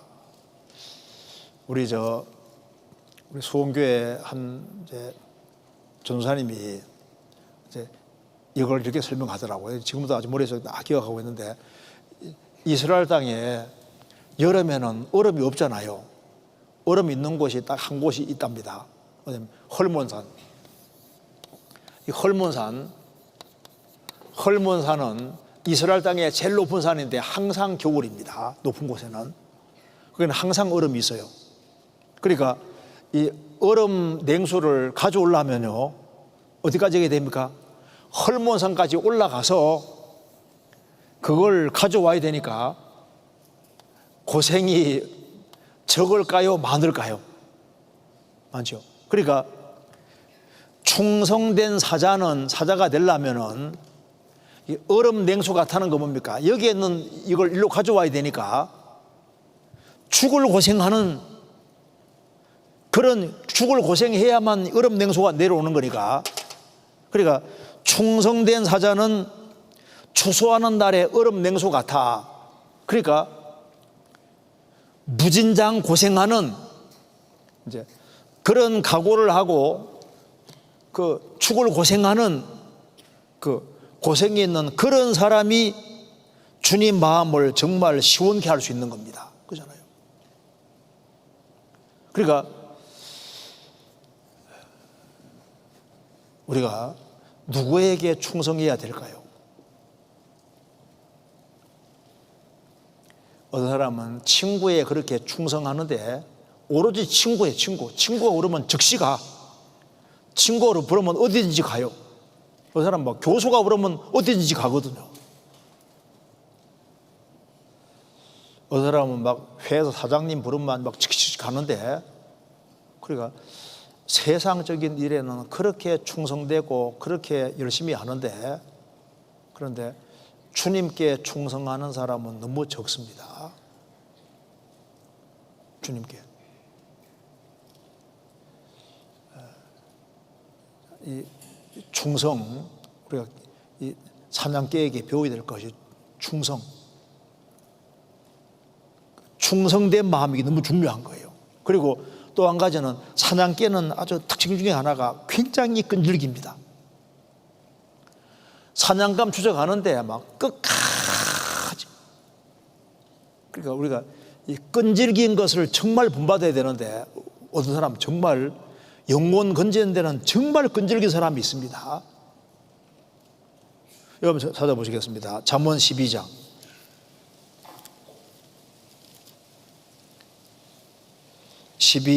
27절.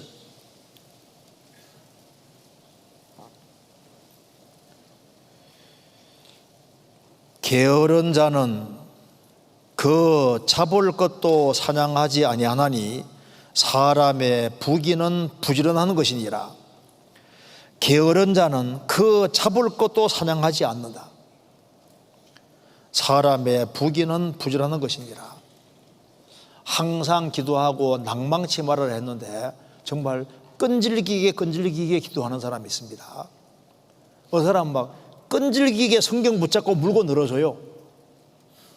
야곱은 사냥개 같이 야복강에서 주님이 축복해 줄 때까지는 놓지 않겠다고 밤새도록 주님께 부르짖고 도움 구하잖아요.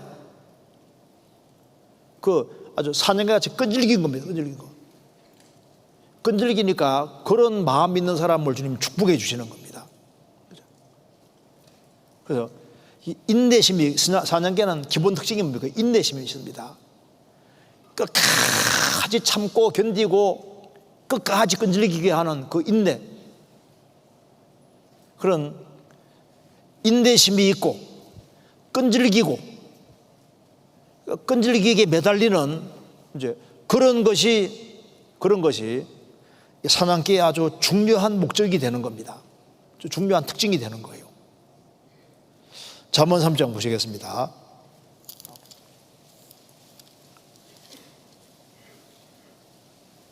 그 다음에 사냥개와 그 다음에 수염소는 특징 중에 하나가 이제 이게 좋은 의미로 이게 고집.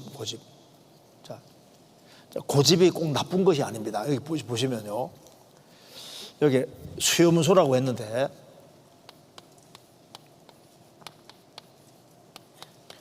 여기에 좋은 의미로, 고집 나쁜 의미 말고 좋은 의미로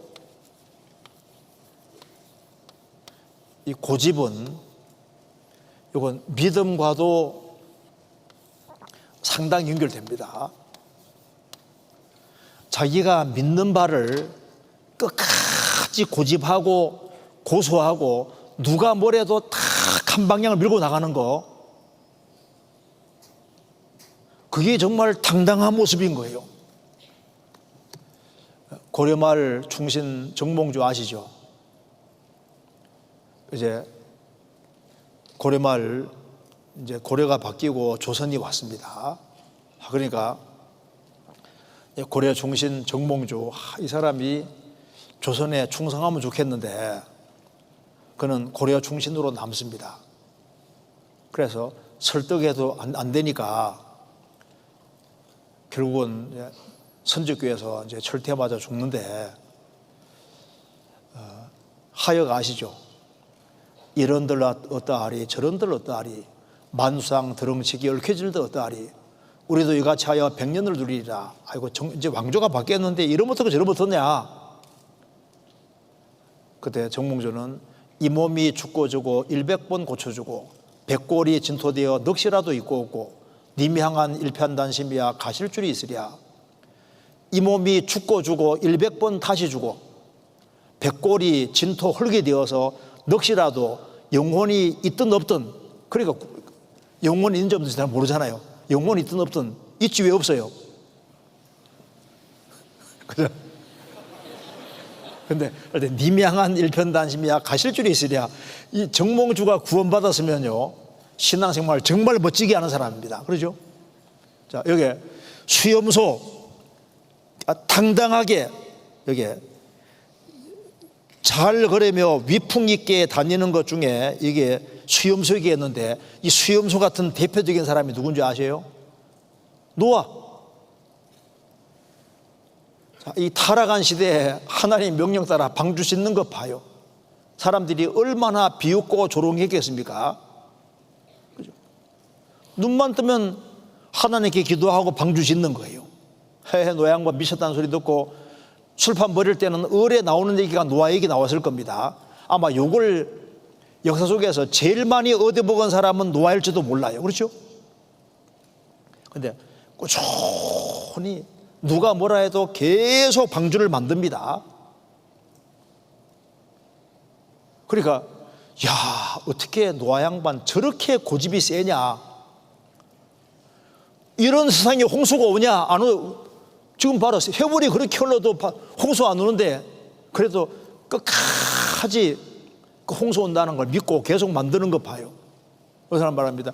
아이고, 이런 좋은 세상에 무슨 주님 재림이 한 재림이 있냐고. 재림 징조 보면서도 재림이 안 온대요. 재림은 반드시 옵니다.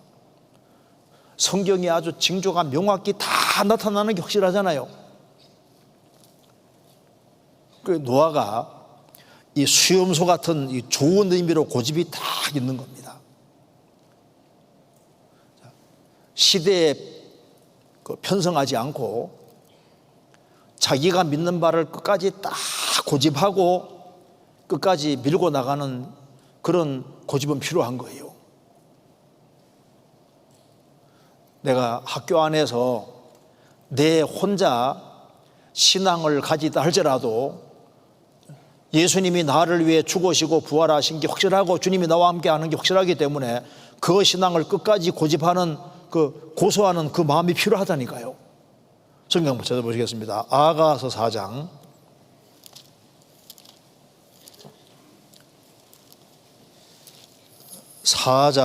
4절입니다.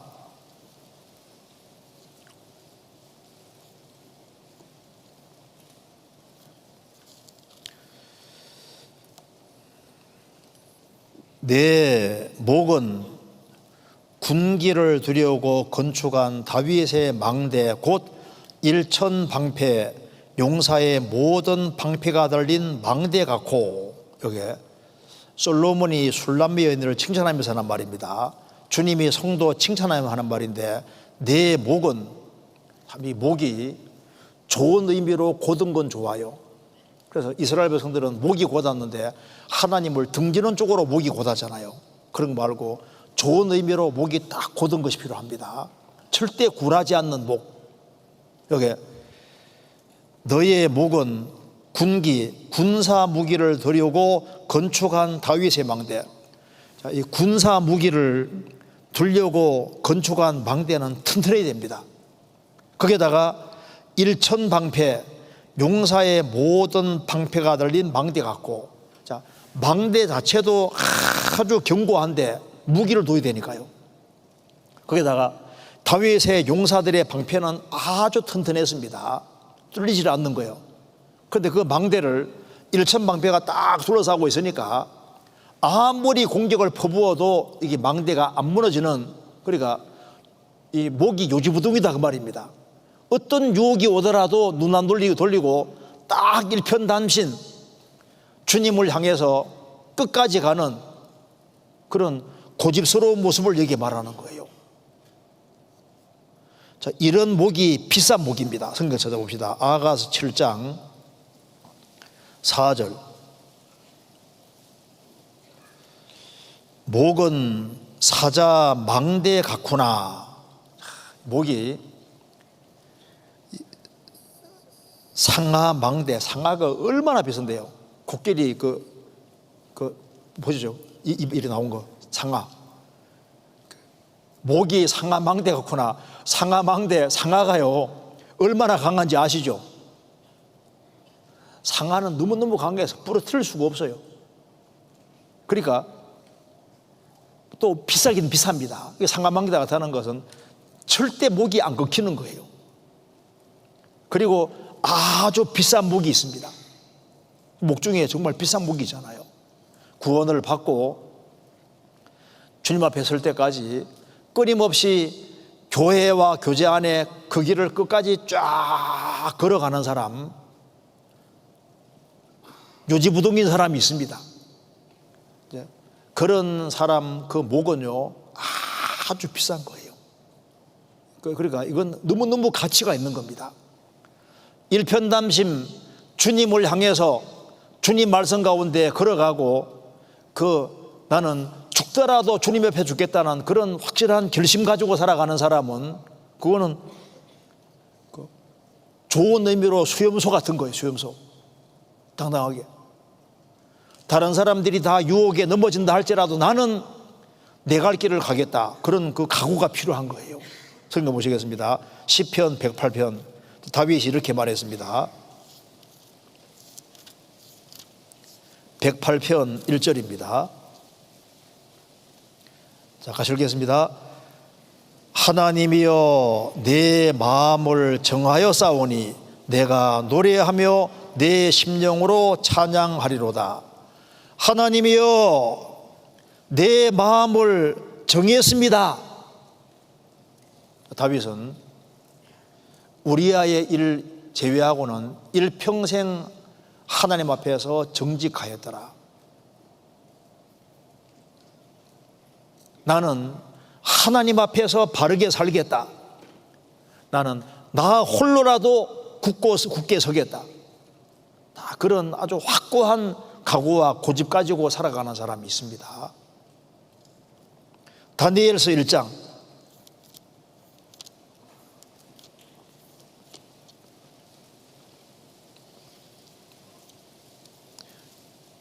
다니엘서 1장 8절입니다.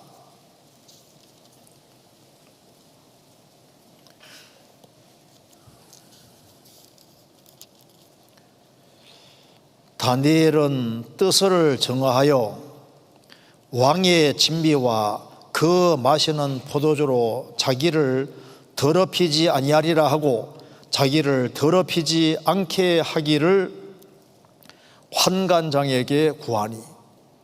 다니엘은 16살 나이 정도에 바벨론 포로 잡혀왔습니다. 이제 왕에게 착출당해서 3년 반 동안 재교육을 받는데 왕의 진비에는 레위기 11장을 어기는 음식이 들어있는 거예요. 자, 다니엘은 내가 인생을 어떻게 살 거냐. 이국 땅에 1000km 넘는 곳에 포로 잡혀왔으니 그냥 뭐 다 먹으니까 왕의 진비 그 속에 부정한 음식이 있는데 뭐 먹어도 괜찮지 이렇게 할 수도 있잖아요. 그런데 그는 하나님 말씀을 지키기로 결심을 굳힙니다. 그래서 다니엘은 뜻을 정하여 왕의 진미와 그 마시는 포도주로 자기를 더럽히지 아니하리라 하고, 자, 뜻을 다 정했습니다. 마귀가 얘기하겠죠. 야, 너는 나이도 아직 어리잖아. 굳이 그런 인생을 살라고 할 필요가 있냐? 그렇게 말할 수 있잖아요. 그런데 이 고집을 딱 부립니다. 묘지부동이에요. 다니엘의 세 친구도 마찬가지입니다. 다니엘서 3장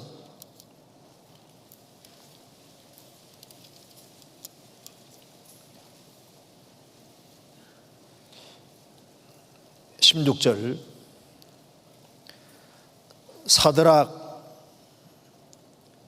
사드락과 메섹과 아벳노고가 왕에게 대답하여 가로되 느부갓네살이여 우리가 이 일에 대하여 왕에게 대답할 필요가 없나이다.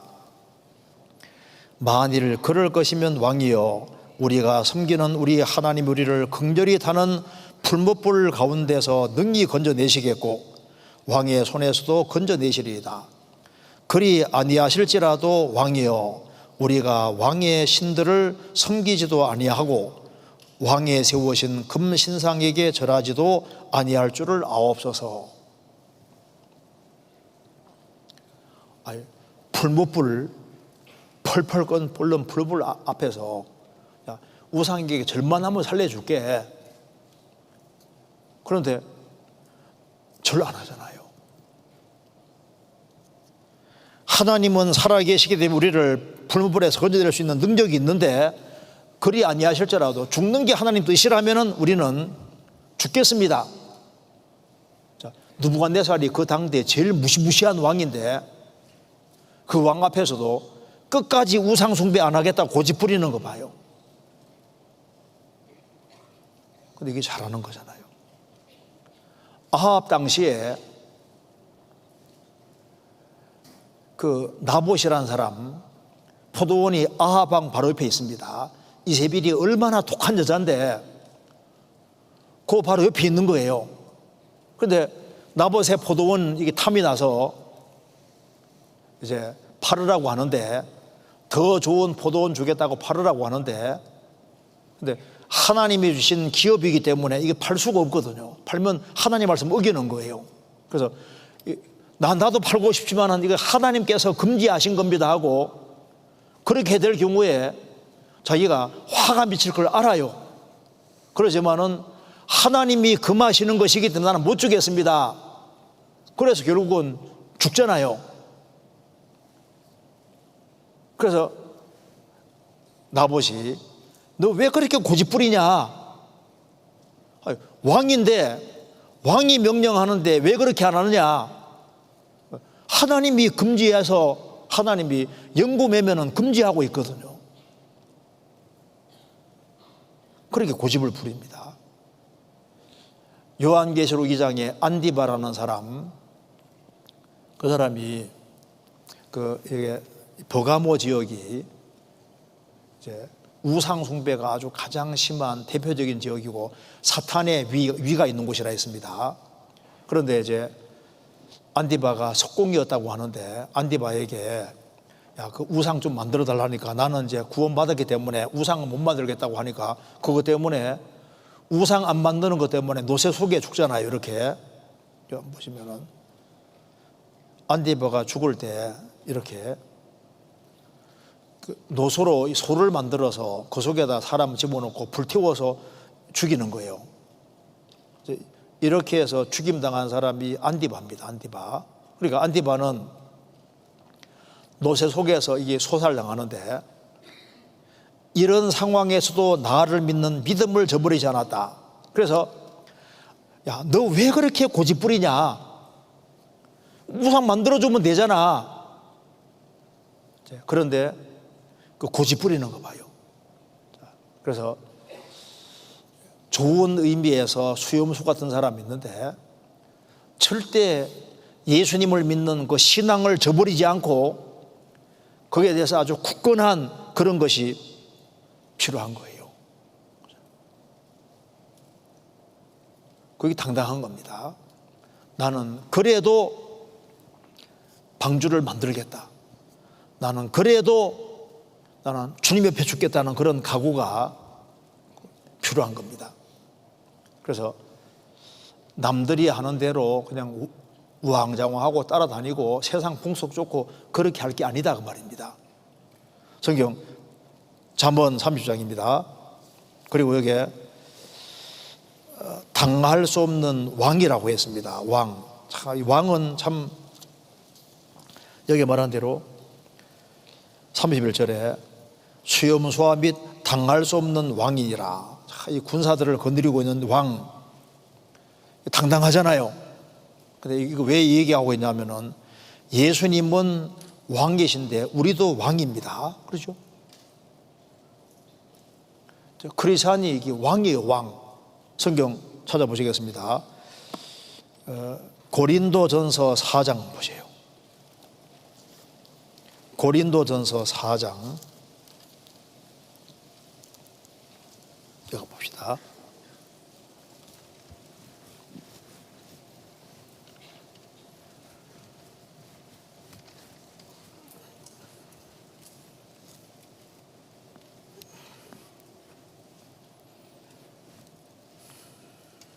여기 보시면요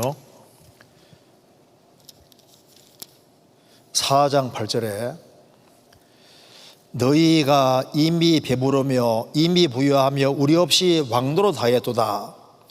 우리가 너희와 함께 왕노릇 하기 위하여 참으로 너희의 왕노릇 하기를 원하노라. 여기에 왕노릇이 몇 가지 나와 있는데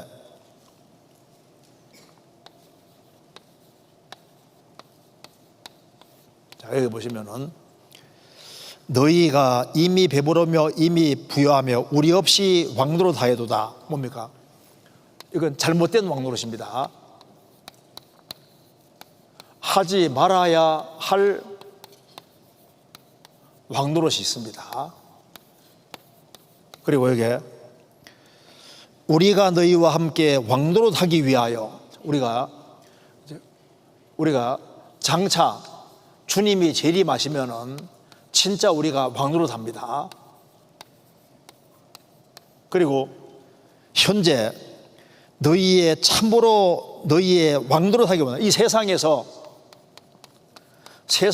크리스찬들이 정말 왕노릇 해야 될 것이 있다 그 말입니다. 그러니까 바울 사도는 세 가지를 말하고 있습니다. 그리스도인들이 하지 말아야 할 왕노릇, 그리고 주님 재림하시면은 우리가 정말 왕노릇 하게 되는데, 주님 오시면은 천년 동안 왕노릇 하고 세세토록 우리가 왕노릇 합니다. 그리고 이제 우리 이 세상에 살면서 우리가 왕노릇 해야 될 것이 있습니다. 이거 세 가지를 얘기를 하고 있습니다. 그럼 간단하게 생각을 해봅시다. 여기에 8절에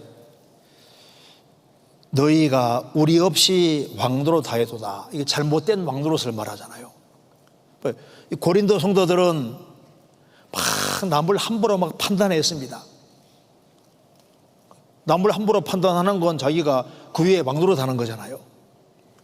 기록한 말씀밖에 넘어가지 마라 그랬는데, 기록한 말씀밖에 넘어가는 것도 잘못된 왕노릇입니다.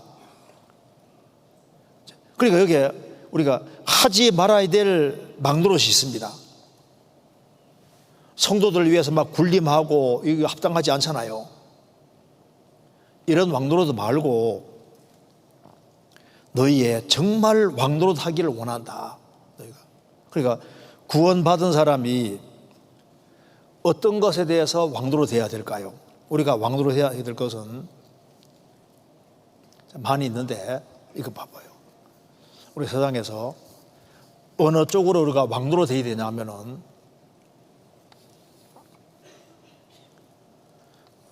우리 육신을 굴복시키는 쪽으로 왕노릇 해야 됩니다. 우리가 육신의 종이 될 것이 아니라 육신에 대해서 우리가 왕노릇 해야 됩니다. 그래서 쳐서 복종시키는 이쪽으로 왕노릇 해야 됩니다. 그러잖아요. 그러니까 내 육체가 내 왕노릇 하면 안 돼요. 죄가 내 왕노릇 하면 안 되잖아요. 우리가 죄를 밟고 우리 육신을 쳐서 복종시키는 쪽으로 왕노릇 해야 됩니다.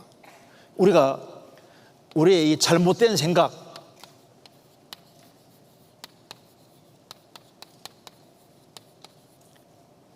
잘못된 생각이 자꾸 올라오는데, 이런 것을 우리가 쳐서 굴복시키고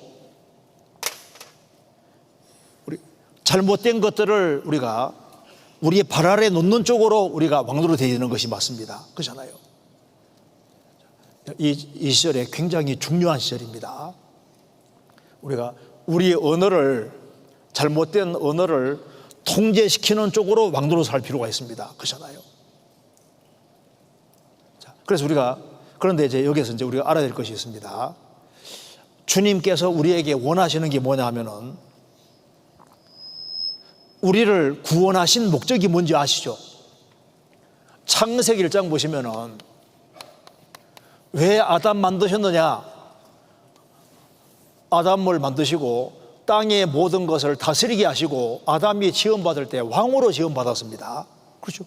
그리고 아담은 지구의 왕이고 모든 것을 지배하고 다스리는 그런 왕이었어요. 예수님이 이제, 그리고 아담이 타락했습니다. 그럼 예수님이 오셨어요. 예수님이 십자가에 죽으시는 목적이 뭐예요? 우리 죄만 사해 주는 것이 목적이 아니고, 장차 우리를 뭐 만들려고 하는 겁니까? 왕을 만드시는 것이 주님 목적인 거예요. 그러니까 예수님이 만왕의 왕이시잖아요. 우리는 왕이고 예수님 왕 중에 왕이시라고. 그리고 우리를 왜 만드셨느냐, 우리를 왜 구원하셨느냐? 구원하신 이유는 왕노릇 하기 위해서. 그러니까 아담이 지구의 모든 걸 다스린 것처럼 우리를 구원하신 목적도 우리로 하여금 천년 동안 왕노릇하고 영원한 천국에서 영원히 왕노릇하게 하기 위해서 우리를 구원하신 거예요. 그래서 이 세상에서도 그리스도인들이 좋은 쪽으로 왕노릇 해야 되는데, 우리를 쳐서 복종시키는 쪽으로 왕노릇을 하고, 그래서 우리는 왕이다, 이것을 항상 생각을 해야 됩니다. 우리는 왕이에요, 왕. 요한계시록 22장 보겠습니다. 22장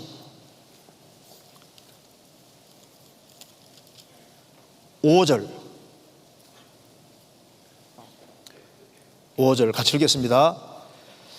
다시 밤이 없겠고 등불과 햇빛이 쓸데없으니 이는 주 하나님이 저희에게 빚으심이라. 저희가 세세토록 왕도로 살리로다. 우리는 왕도로 살 사람이기 때문에 이 세상에서도 우리가 왕도로서 하기를 원한다고 말씀했잖아요. 무슨 왕도로? 우리를 쳐서 복종시키는 쪽으로 왕도로 사는 걸 원하시는 겁니다. 자, 그러면 이제 이거 좀 봅시다. 자, 이거 제가 보여드리겠습니다. 한번 보세요. 여기 보세요. 우리가 책임에 대해 좀 생각을 해봐야 되는데요. 여기 봐요. 우리가 생을 살면서 우리가 왜 이 세상에서 당당하게 살아야 되느냐, 그 이유가 있습니다.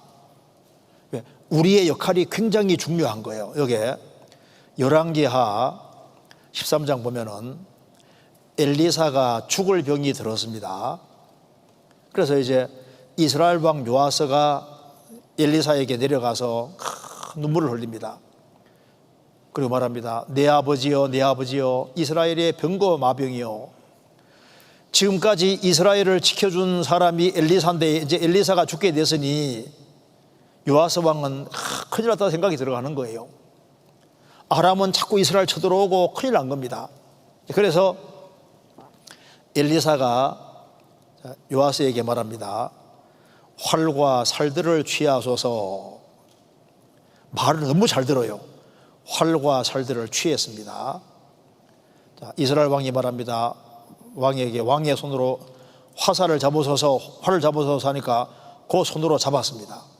엘리사가 자기 손으로 왕의 손에 안찰하고 동편창을 열어서 곧 열었습니다. 쏘소서 쏘았어요. 이는 여호와의 구원의 살 곧 아람에 대한 구원의 살이니 왕이 아람 사람을 진멸하도록 아베에게 치리이다. 구원의 살을 잡았습니다. 살들을 취하소서 취했습니다. 땅을 치소서 이에 세 번째고 그친지라. 자, 여기 잘 보시면요, 이 왕이 너무 순종적인 왕이잖아요. 활과 살들을 취하소서 취했습니다. 잡으소서 잡았습니다. 쏘소서 쏘았어요. 살들을 취하소서 취했습니다.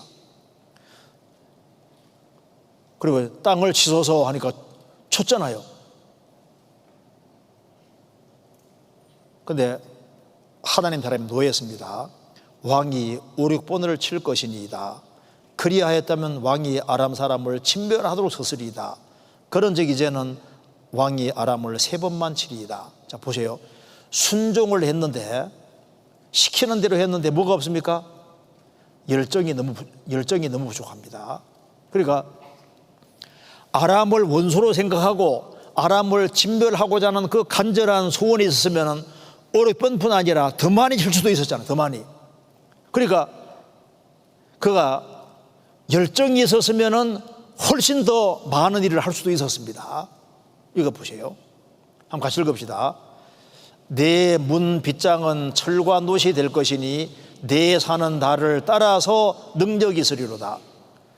너의 문 빗장은 철과 놋 견고한 빗장이 될 것이고 내 사는 날을 따라서 능력이 있으리로다. 너가 살아가는 날들을 비례해서 그 말입니다. 여기 Your strength will equal your days.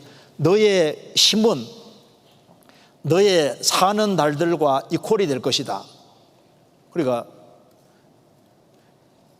이게 에주소라 그러지 않습니까? 너가 어떻게 살아가느냐 그것에 비례해서 능력도 나타나게 될 것이다. 그러니까 크리스찬이 어떻게 행하느냐 이거하고 우리 삶과 역사는 연결되어 있는 거예요. 여기 너희는 쉬지 말며 여호와로 쉬지 못하시게 하라. 그러니까 인간의 행하는 것과 하나님 일은 하나님이 행하시는 건 연결되어 있습니다. 이거 한번 보세요. 자, 인본주의는 내가 모든 거 해야 된다 인본주의잖아요. 칼빈주의는 기본적으로 주님은 다 하시고 나는 가만히 있으면 돼. 쉽게 말하면. 가톨릭주의는 주님 50% 나는 100% 50%. 성경은 뭡니까? 주님이 할 건 주님이 다 하시고 내가 할 것도 내 쪽에서 다 해야 되는 겁니다. 근데 문제는 우리 쪽에서는 우리 할 걸 다 안 한다는 사실입니다. 그죠?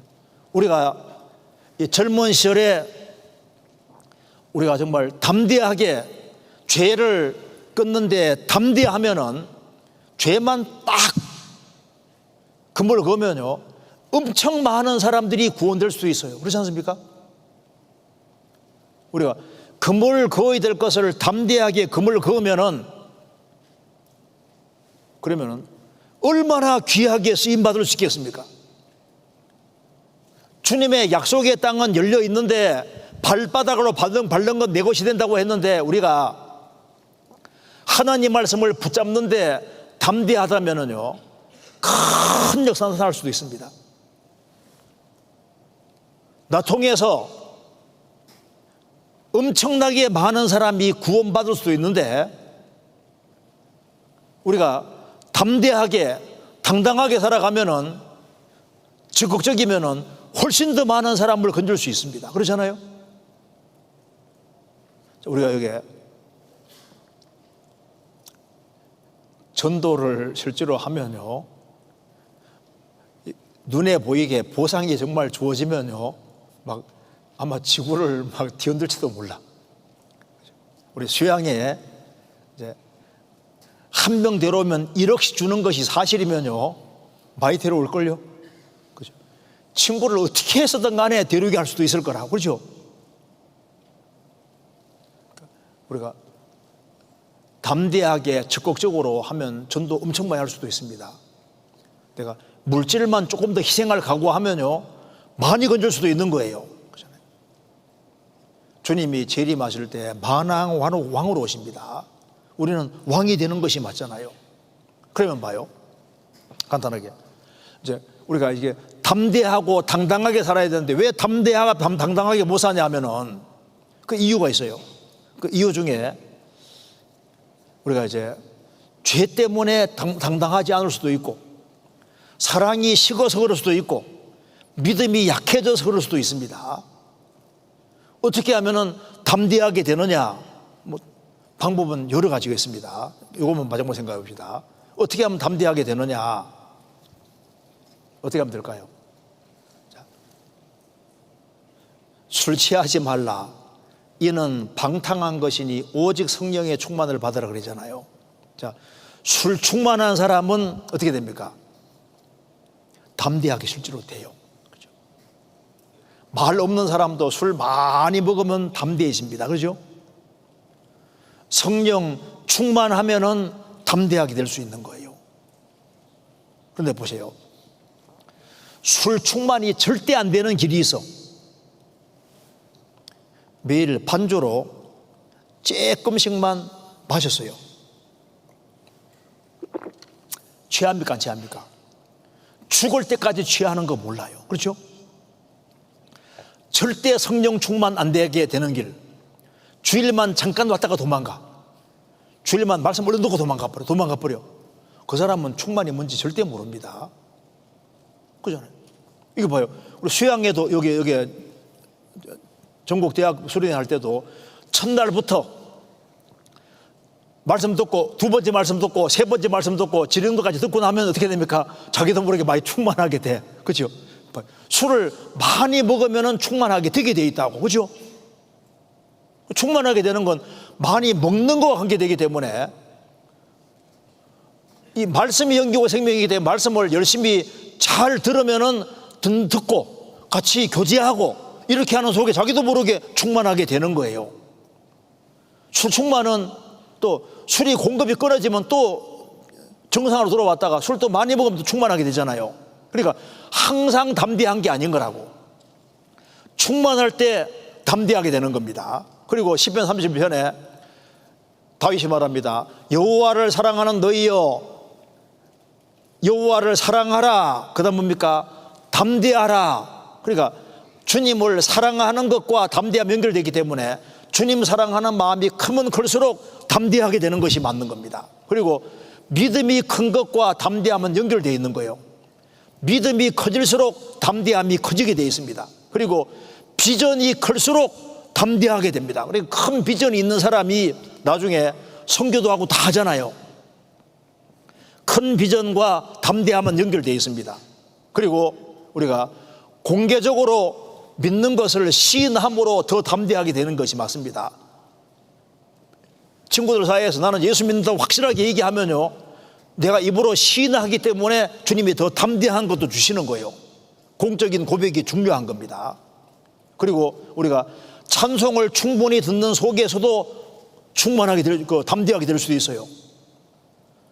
시르에 빠졌을지라도 찬송을 듣는 속에서도 담대하게 될 수도 있습니다. 그리고 큰 결심은 사람을 담대하게 만듭니다. 예를 들어서 죽으면 죽으리라. 그러니까 죽으면 죽으리라 그런 각오가 담대하게 만드는 것이 맞아요. 나는 이 세상 살아가는데 나는 크리스찬으로서 씩씩하고 용감하게 살겠다 하고 결심을 딱 굳히면은, 그러면은 그 사람은 당당하게 담대하게 살 수가 있는 겁니다. 그렇잖아요. 그리고 그런 담대하게 당당하게 살아가는 그런 사람들은 우리가 이 세상에서 주님이 그런 사람 보시고 그런 사람에게 더 큰 힘도 줄 수 있습니다. 우리가 비디오 본 대로 그 한 여자분이잖아요. 발도 하나밖에 없고 손도 하나밖에 없는데도 불구하고 씩씩하게 살잖아요. 주눅 들지 않고 살잖아요. 우리는 구원받은 크리스찬들입니다. 그래서 이 세상에서 정말 씩씩하고 용감하게 당당하게 그런 힘있게 살아야 될 사람들이 누구냐? 특별히 크리스찬인데 이렇게 젊은 크리스찬들, 주님이 특별히 관심이 많으리라고 생각합니다. 그래서 이번 전대수 통해서 정말 힘을 얻고 우리가 이번 학위 수양회 때 최대한 많은 사람을 적극적으로 건지는 그런 일을 해야 되리라고 생각합니다. 여기까지 말씀드리겠습니다. 같이 기도하시겠습니다. 자비로우신 우리 아버지 하나님, 저희들을 주의 보배로운 피로 구원해 주시고 소망 가운데 살게 해주시는 것을 감사드립니다. 이번 학위 수양회를 위해서 같이 봉사할 수 있는 기회 주신 것도 감사드립니다. 머지않아 주님 앞에서는 그날 주님께서 맡기신 일을 잘 감당하고 주님 앞에 설 수 있도록 도와주시고 나머지 모든 일정에도 함께해 주옵소서. 여기에 참석한 모든 분들을 일일이 주님이 함께해 주시고 마음에 크신 은혜와 사랑과 능력을 주시고 담대하고 당당한 마음을 주셔서 이 세상을 힘있게 살 수 있도록 도와주시고 주님 영광을 나타내는 귀한 크리스찬들이 될 수 있도록 역사해 주옵소서. 우리 구주 예수 그리스도 이름으로 기도하옵나이다. 아멘. 수고하셨습니다.